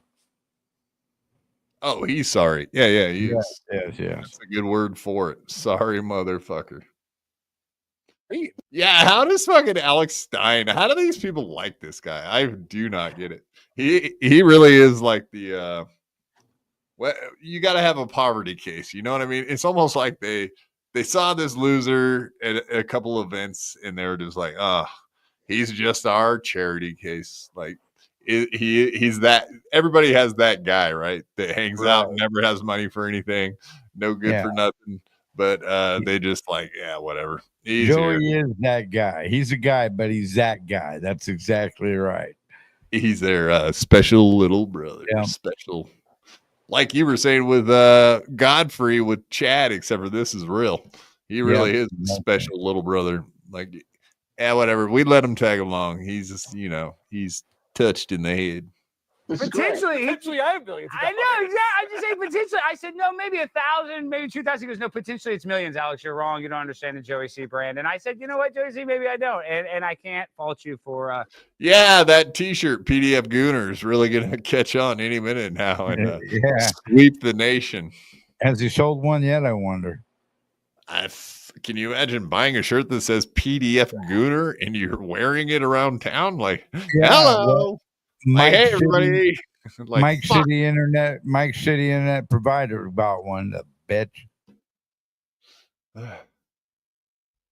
Believing that. I don't want to. I use Joey's AI on my show. You gotta believe in a dream. And you use Joey's AI, and look, you're making thousands of dollars, so Joey's not wrong. So gotta believe in the dream. Do you believe in Santa Claus too, and the Tooth Fairy, and fucking the Easter Bunny? Like, you gotta believe in a lot of shit to believe that he's going somewhere with this podcast.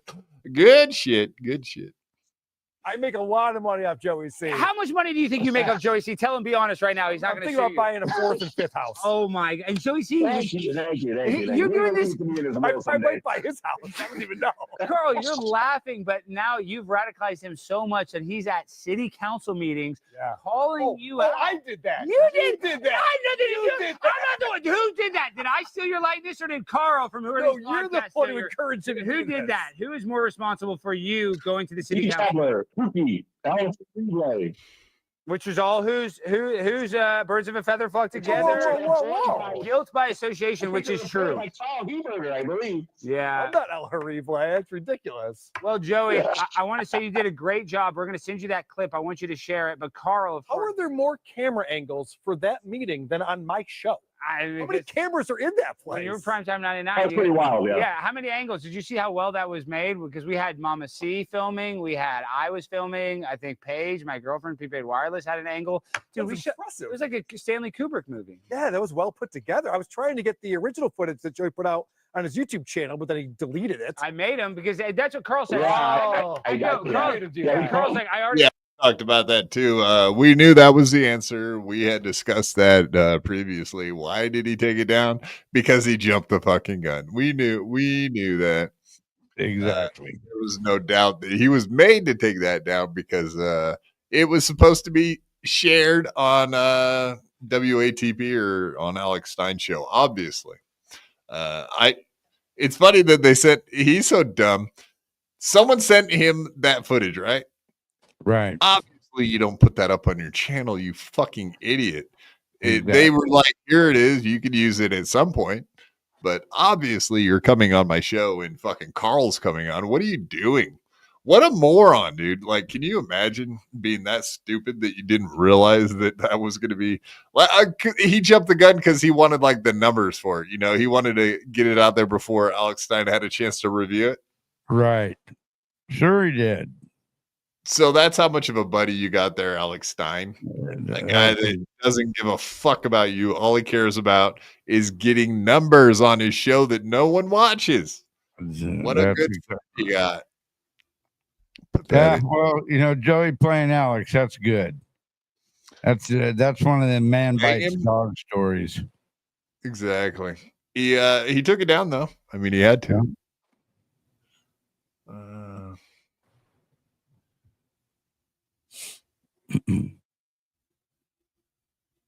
Derek, that's why Honk hangs out with you. You are his charity case. That's what Kumia said. Kumia talked about us? Seriously? Is this true? You got a clip? I'll play it. I want Kumia, I think, has talked about me like for 1.1 seconds. You know why? Because I was on with Stuttering John. I guess I should go to a city council and bring up all these people that we hang out with, right? Yeah, rubbing elbows with the fucking rich and famous that size. All right. We're condiment mates. That's right. All right, cool. See G-Rob. G-Rob's a good egg. She likes ranch and mustard. See? That's why she's my managing mod, because we are the same. We're the same, me and you. We're the same. All right. Well, I was just trying to catch up with the chat. Friday night, you motherfuckers better be back here. Same place, same time. Yes. Monday, Wednesday, Friday, 8:00 Eastern. You guys know the deal. You don't want to miss this show. And of course, we do the weekly Dabble review on Sunday, 5:00 Eastern. As always, I know Honky probably wants to talk about his Honky Tonk Town. Honk the Clown. He's gonna come to your town and clown you down. We're gonna be back here Friday, of course, but then Saturday we're gonna have our next episode of 2 Farts. We'll be featuring Quad and Ingwe, and we'll be going over the updated Dabbleverse. And remind Chad Zumock at every chance that you guys can that Honky has been doing the death pool for over a year now. He's not the originator. He's a thief, just like he thieves in real lives. He is no bueno as a person, and we're going to start exposing his punk ass even more here. Exposing him? I don't want him exposed at all. That sounds disgusting. What do you? What did you have in mind? Something very gross. It sounds like. Well, let me take back the expose on the ass.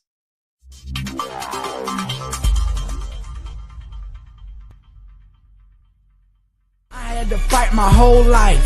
I could beat you up even if you had 1,000 knives. Even if you had infinity knives, I would punch you up into the air like a kite. I bet you sleep with the night light, cause you're scared of the dark, cause you stink like a fart. Well, I light your fart on fire with my rounds. You think I won't? I do it all the time. I bet I got more money than Jay-Z. Compared to me, Jay-Z is lazy. Plus Beyonce thinks that I'm cute. It's okay, Beyonce, I think you're cute too. I made out with so many girls. Made out with every girl in the world.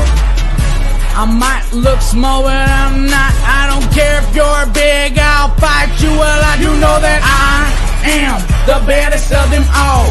If you ain't about money, then I don't mess with y'all. Y'all think I don't get girls, cause I ain't very tall. If she see my stats, I bet you that she calls. Then I am the baddest of them all. If you ain't about money, then I don't mess with y'all. Y'all think I don't get girls, cause I ain't very tall. If she see my stats, I bet you that she calls.